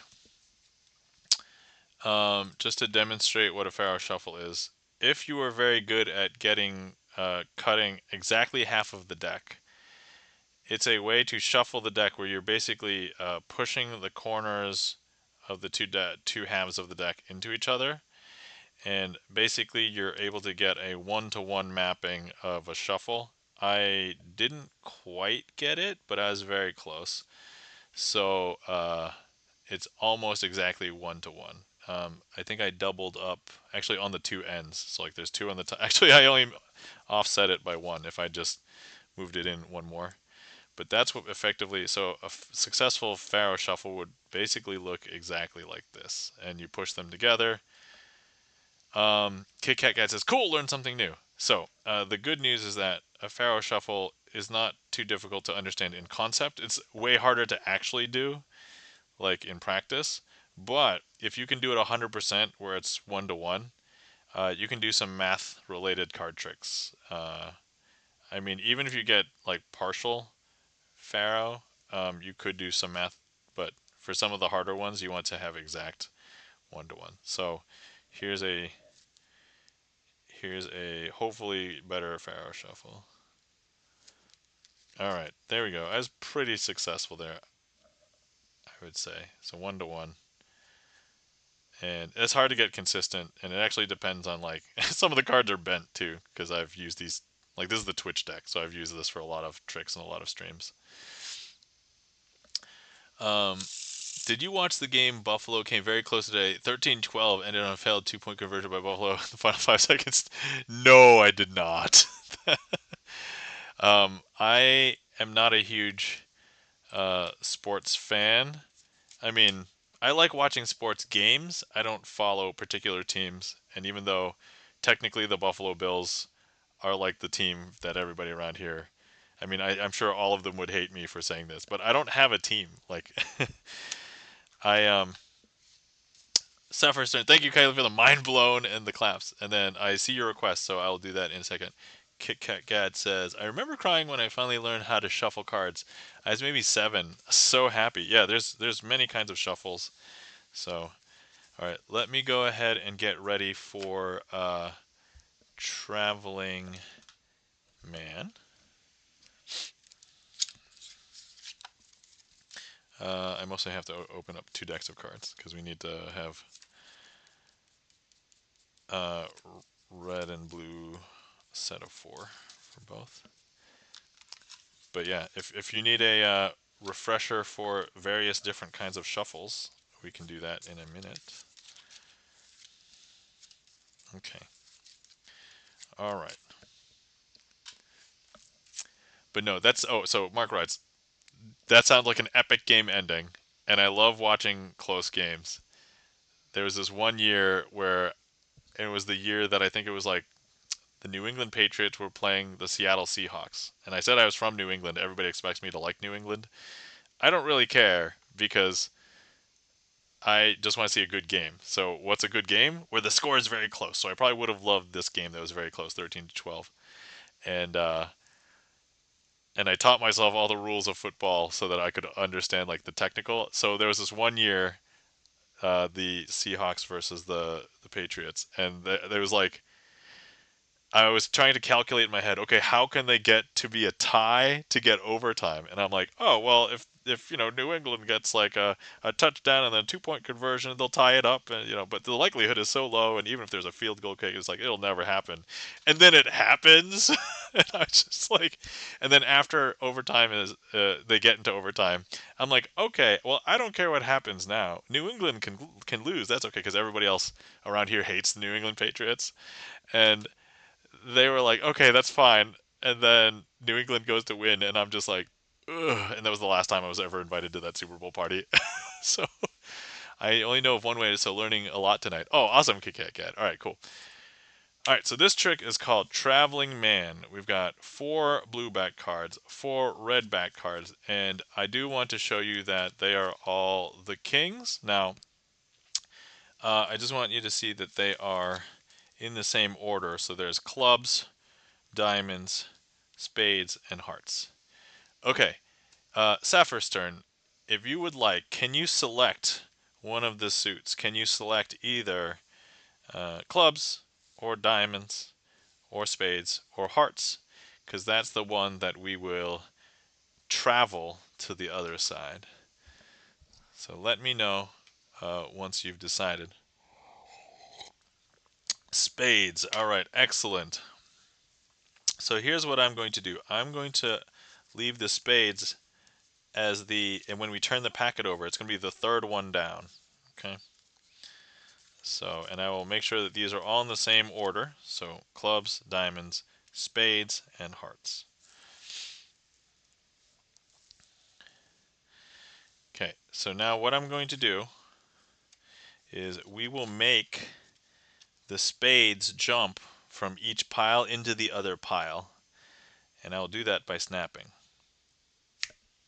Like that. We just kicked the king of spades into the other pile. Because now if I show you, this is the red pile.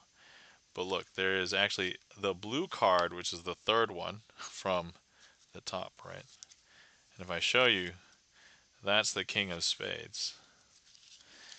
And then over here, this is the blue pile, but the third one down is, in this case, the king of spades. Now, let me go ahead and fix these. Okay.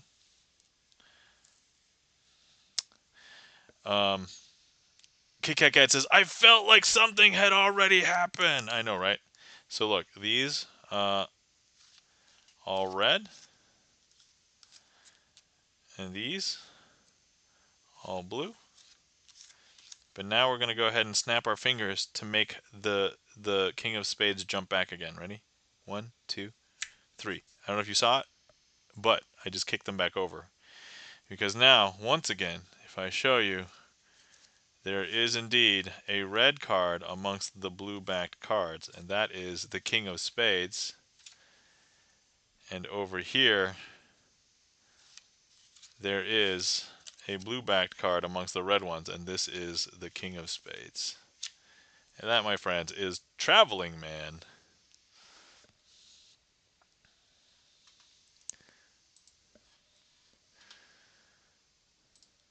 Thank you kindly for that request, Sapphire Stern. Hopefully you enjoyed. Kit Kat Cat says, no!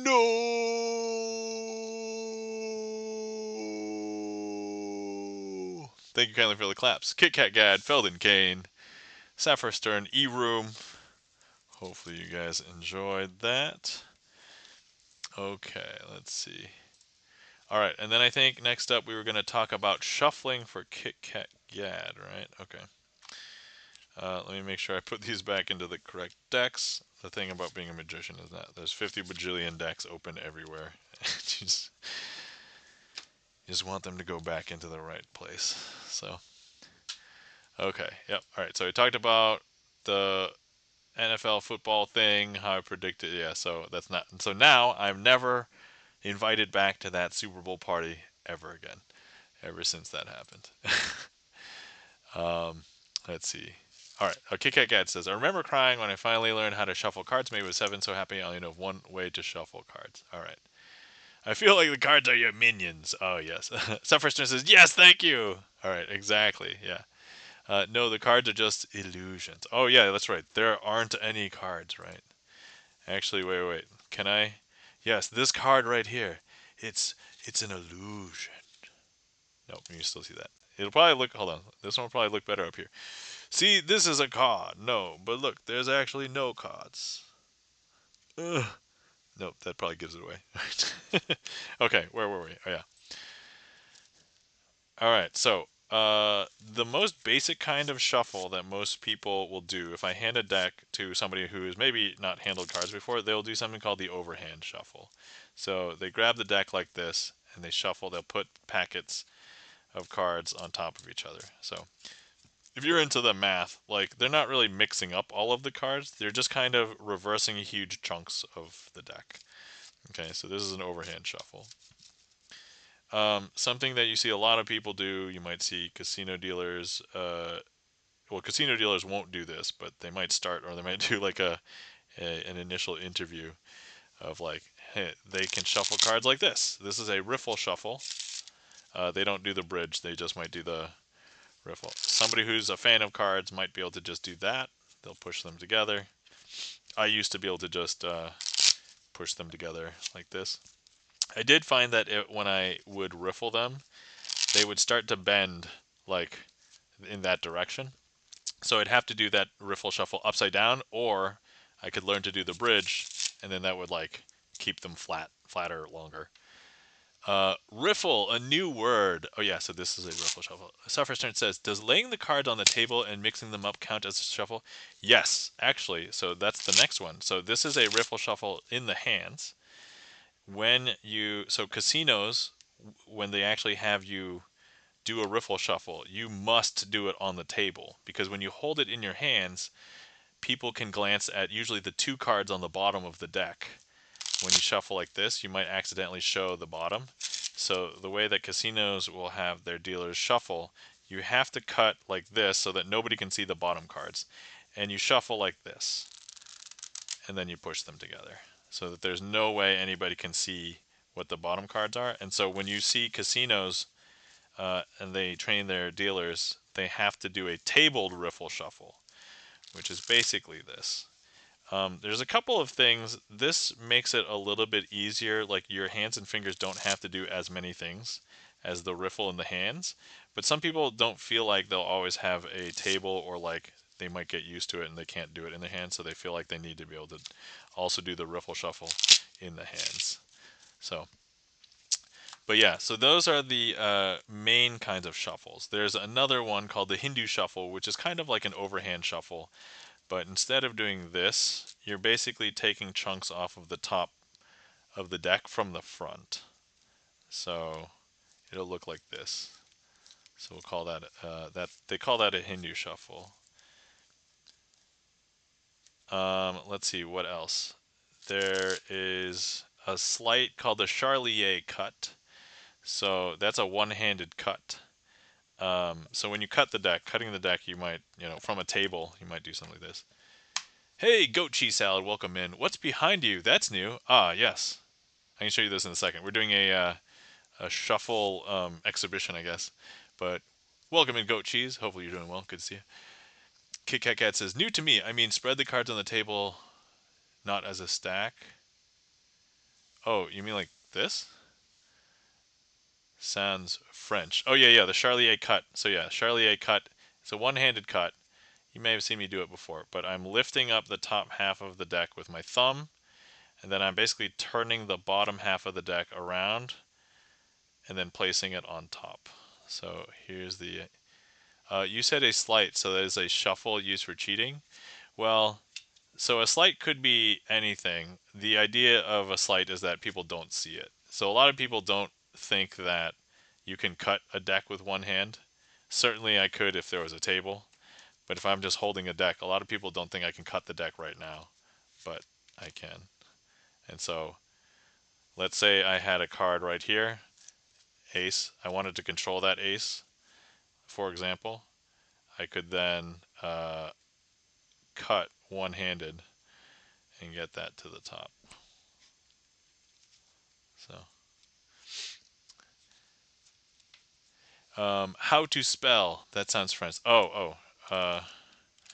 Charlier cut, I think, is how we would spell it. All right.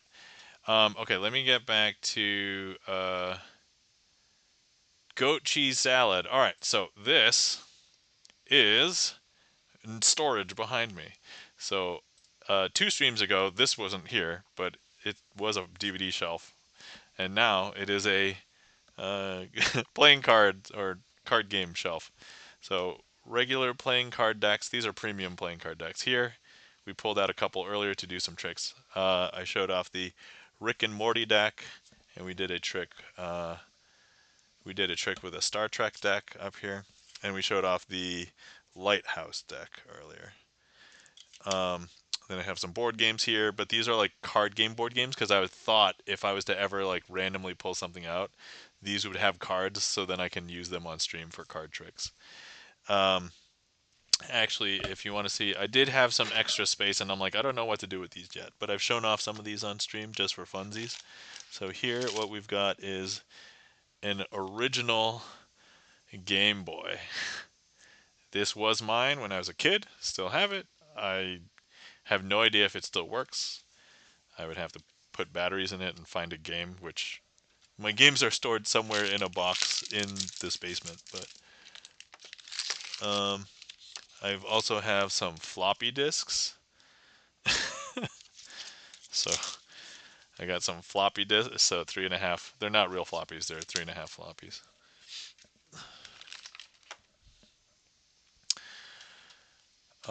Mark Ride says, it's almost 1 a.m. I have to be at work at 9:30, so have a great night. All right, Mark Rides, have a good night. Take care. Sleep well. Good to see you. And let's see. Kit Kat Cat says, foundational move in cardistry. Okay, I didn't even know that word either. Oh, cardistry. Yeah, cardistry is a different kind of thing. So what I do is magic, right? I'm doing a presentation, trying to fool you, and that's the primary form of entertainment. Cardistry is when people are like using the cards to visually show art. Like they might not even be doing anything to fool you, but they'll move the cards in ways that make it look like impossible. They'll try and make like weird like mathematical shapes. Like they'll try and like in their hands make like a triangle with the cards. And then they might do like weird things where they can have like a card sit on their thumb and they make it look like it's floating, and like they're not trying to hide the fact that it's on their thumb, but it looks so crazy. So, you know what? Let me put in a note. I'll drop cardistry examples into the Discord later.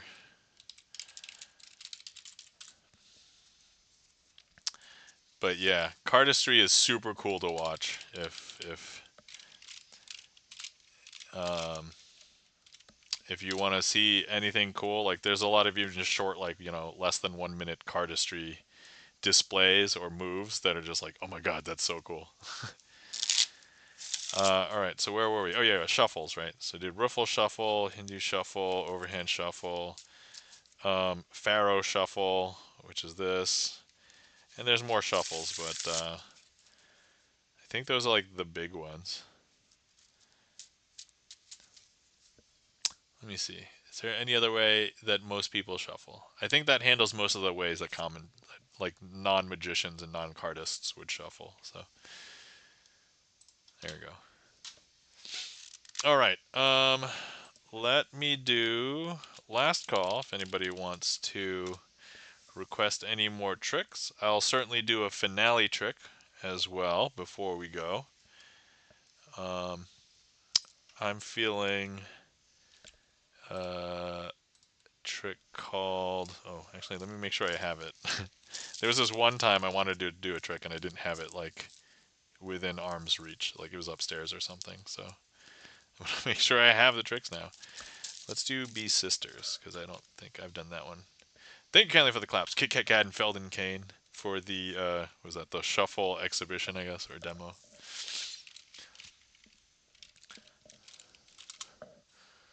So let's see. Here we go. Okay. Let's see. Good news, bad news. So the rest of this week, I'm going to be taking care of my kid during the week, and probably won't be doing too much. If I stream, it'll probably be at night and gaming. But after the new year starts, the first week I'm going to be dog sitting for a bunch of it, and I have a gig at a retirement community. But other than that, I'm going to be trying to stream more. So I don't know if I'm going to be gaming more consistent. I'll probably be gaming more consistently. I don't know if I'll have another Magic I might experiment on some days to see what works out well. But I'm gonna try and have a greater presence on Twitch while I'm searching for employment, and I haven't been able to find anything. So no worries. Also dog sitting. Oh yeah, yeah, dog sitting. You know, people taking vacations and they're like, oh, can't take their dog. So, um, but I think it would be a good time for me to tackle my backlog. I have a huge backlog of video games, as everybody does, but I've got a bunch of JRPGs that I know are both popular, and people have been telling me, "Oh, you should play this," and I'm like, "Oh, okay." So one day when I have time, well, you know what? Nothing like the present. So perhaps in a couple weeks you'll be seeing me stream very regularly during the presumably during the day. I might be also still streaming at night as well. Depends on the night, because there are some random things like I'll go hang out with the magicians or something in real life. So, but anyway, all right. So if anybody wants to request anything else, I'll do my outro and then do any other requests, and then we'll do the finale, and then we'll go from there. Kit Kat Cat says, I had a friend that does dog walking and dog sitting, and she's making more than she did working. $25 for a 30-minute walks, multiple dogs at a time all day long. That's awesome. I would say if the weather wasn't that cold here, then I don't know. So here's the thing, like that sounds good for, I guess, not that much work, but if I could get a magic gig during that time, like the rates that I've seen for magic gigs vary wildly, but like also the other thing, it's like I don't necessarily want to deal with the liability if anything happens with the dog, because like this is like cold winters, snowy weather, and then like I don't know, like slippery roads, that kind of thing. Also, I'm not really the best like fan of dogs. Like between dogs and cats, I would be a cat person. So I'm not afraid of them per se, but like I used to be, but I'm not anymore. But like I guess if there are dogs that I know, but I guess I wouldn't offer up my services randomly to people who have dogs. I'd have to know them. Yeah, true, true. Yeah, and so like me as a magician, I have so much more confidence. I could command possibly larger rates. It would just be way less consistent. So that would be my worry about strange dogs. Yeah, also it's like I don't know if I could control strange dogs, especially if I have multiple dogs, and it's just like, all right, I don't want that liability, I guess. So, all right, everybody. Thank you so much for coming out and hanging out with me tonight. I know it's super casual, and honestly, we saw a lot less magic than usual, but you guys saw way more decks of cards than usual. Way more. And certainly, I think the tricks that we did, especially the themed ones with the different decks, very, very unique. You might have never seen them before, ever, because nobody else would theme them like that except for maybe me. There are people who have themed card tricks as Star Trek, but um, anyway, thank you to everybody who interacted with the stream today. Thank you to everybody who supported for the hype train earlier. So thank you, Andrew Ward, Chan the Magic Man, Q Demon, Adam, Mark Rides. Um, Thank you to everybody who interacted with stream, whether you requested a trick, clicked on the heat map, chatted in chat, sent emotes, did a sound alert. If it wasn't for you guys, this wouldn't be as much fun for me. So thank you guys so much. Um, Thank you to all the lurkers out there, because magic is one of those rare art forms where if I'm just practicing magic at home, magic isn't happening. The magic has to happen in your mind. Let's see. Guys, if you're not following our friend and mod, Chan the Magic Man, please give Chan the Magic Man a follow. Chan the Magic Man, one of my mods, is also a magician. He does sleight of hand magic on Mondays. Give him a follow, catch him doing magic on Magic Mondays. If you see him doing other stuff, other days he's doing retro games, playing Grand Theft Auto. So check him out. Also, one of my other main mod, if you're not following GipsonLens, please give GipsonLens a follow. We did mention a game that he worked on earlier, Keeper. Keeper is a Double Fine game, and he's a software developer that works for Double Fine, and we got to play that a couple weeks ago. So that's a good game, and I would recommend for anybody who wants like a unique experiential gaming experience. Um, but otherwise, GipsonLens is a pianist, composes his own originals, released his first album earlier this year. Pretty soon I'll be able to say last year, so definitely give him a follow as well. Keepers was fun. Yeah, Keeper was very fun. I totally enjoyed it. Guys, if you want to see more of me and I'm not around, please check out my YouTube channel. I am approaching 2.1K subscribers on YouTube. So, looking pretty good over there, slowly getting bigger. I was slacking a little bit on the YouTube past week or so. Nobody should have noticed up until this week because I backlogged some stuff. But as soon as this new year kicks over, I'm going to be making lots more Magic content, and I do want to release my idea about my sleight reading system. So we'll talk about that more in the future. And then also, if you want to see when I'm streaming, probably the best place is come join the Discord. I'll announce when I'm streaming. KitKatGad says, I think you have a good personality and voice and talent for streaming. Thank you kindly, KitKatGad. Greatly appreciate that. I'd like to think that I have enough that I can be entertaining without the magic. And, when I have streams like this where it's like, it's a magic stream, and I do like less than 10 tricks. I don't think we did more than 10 tricks tonight. Well, maybe if we count the hype train, it was probably more than 10. But, um, yeah, like, if I've thought about doing podcast style things too. And so that's also on the back of my mind. But, yeah. Triple threat, says KitKatGad. Awesome. Um, oh yeah, what was I talking about? Oh yeah, so check out my YouTube. Come join the Discord. Also, I am very close approaching 1,000 subscribers. Sorry, 1,000 followers here on Twitch. I think also in January at some point, I'm gonna try and do a subathon, and during that subathon, I want to try and do every single trick on my trick list in one stream, which I think is insane. It might take 4 hours, but I'm gonna try and do it. So that's the plan. So if you're not following me now, certainly follow me now. Keep in touch so you can see when I announce when I do that. So okay, all right. And with that, let's go ahead and do our finale trick. Oh yeah, by the way, I don't like messing up on a finale trick. So if we mess this up, we're gonna do another finale trick. But if we do it successfully, then we are going to find somebody to raid, and we will go from there. So actually, oh yeah, let me open up the. It's good to just get a nice little view of who we can raid now, because then I can think about it just for like a short, second. And we'll go from there. All right, cool. So here we go.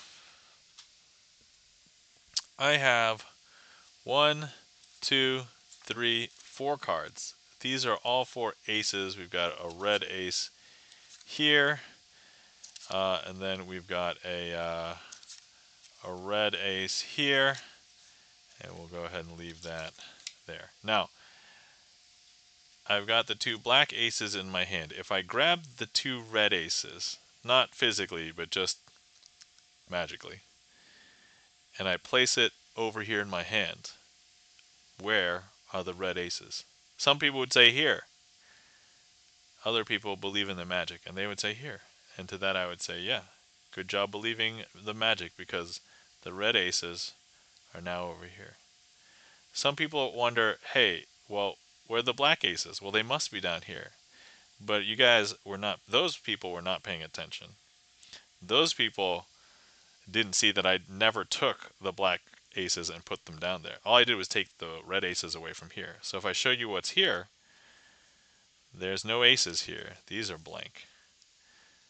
But now if I go ahead and I take the red aces from my hand and I blow them away, I don't know if you can tell, but now there's no aces at all on any of these. And that, my friends, I'll call a successful finale.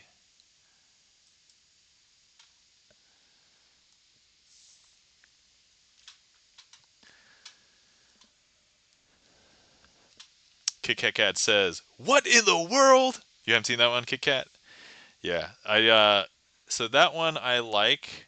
I don't do that one as often as a finale, but I do like doing that one, and that's kind of become like a new finale favorite for me. So I would say Dazed. Yeah, let me see. Dazed, Imagine, and Picasso Aces probably the top tier, my favorite closers, and then this one's become like my second tier, like next favorite closers. Thank you kindly for the claps. Felden Kane, Sapphire Stern, Kit Kat Gad, Gibson Lens. Thank you guys. And yeah, what in the world? So my kid has started saying "What in the world?" because my wife says "What in the world?" What in the world? And it's just like it's so cute when she says it. So my kid. I mean, I'm sure I could probably imagine, but my wife, just my kid. So cute when she says "What in the world?" All right, excelente. So let's see. So I will say that's oh yeah, that's a successful finale. And then let me go. I'm going to check the stream spreadsheet because that's if that's not surprising. I have a stream spreadsheet. When did we last raid certain people? And then we can figure out who to raid there. Let me see here.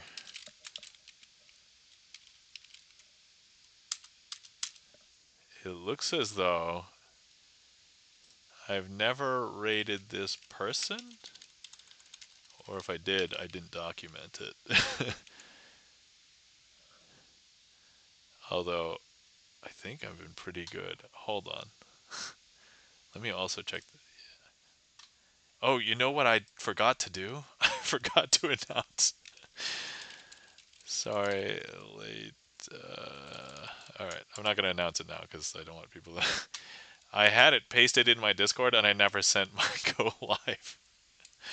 I'm sorry, my fault. That explains everything. Okay. All right. Yeah. So I think I see. Let me see here. Yeah. I don't know if we've gotten a chance to raid Jerok in recent memory, and he is doing a collaboration with Sarah Mahoney and John Lee. So we should probably raid over there. They've been going for 2 hours. Hopefully they're going longer. So let's go ahead and raid over there. Sapphire Stern says, "Thank you for the stream." You're welcome. All right, so here we're going to be raiding Jerok. And then if you guys want to copy a raid call, here's a regular raid call. Here's a sub raid call here. And then let me start the actual raid. So Jerok is a pianist as well, known for putting together VG lead sheets, which is the video game lead sheet site that a lot of Twitch musicians are use for some video game music. And Sarah Mahoney Music is also a pianist, and she's singing as well. John Lee is also a pianist singer. You might oftentimes see him in a Chewbacca outfit. He's also been known for playing chess, and it looks like he's playing. What is he playing tonight? He's playing cello. So, yeah. All right. So let's head over there. You can get the trifecta of musicians hanging out today. All right. So everybody remember to hydrate, remember to stretch, remember to get good sleep because as we all know it's not always easy to get good sleep nowadays. So, all right everybody, take care, good to see you and we'll see you guys around. Have a glorious night. Have a glorious day. See you around. All right. Bye.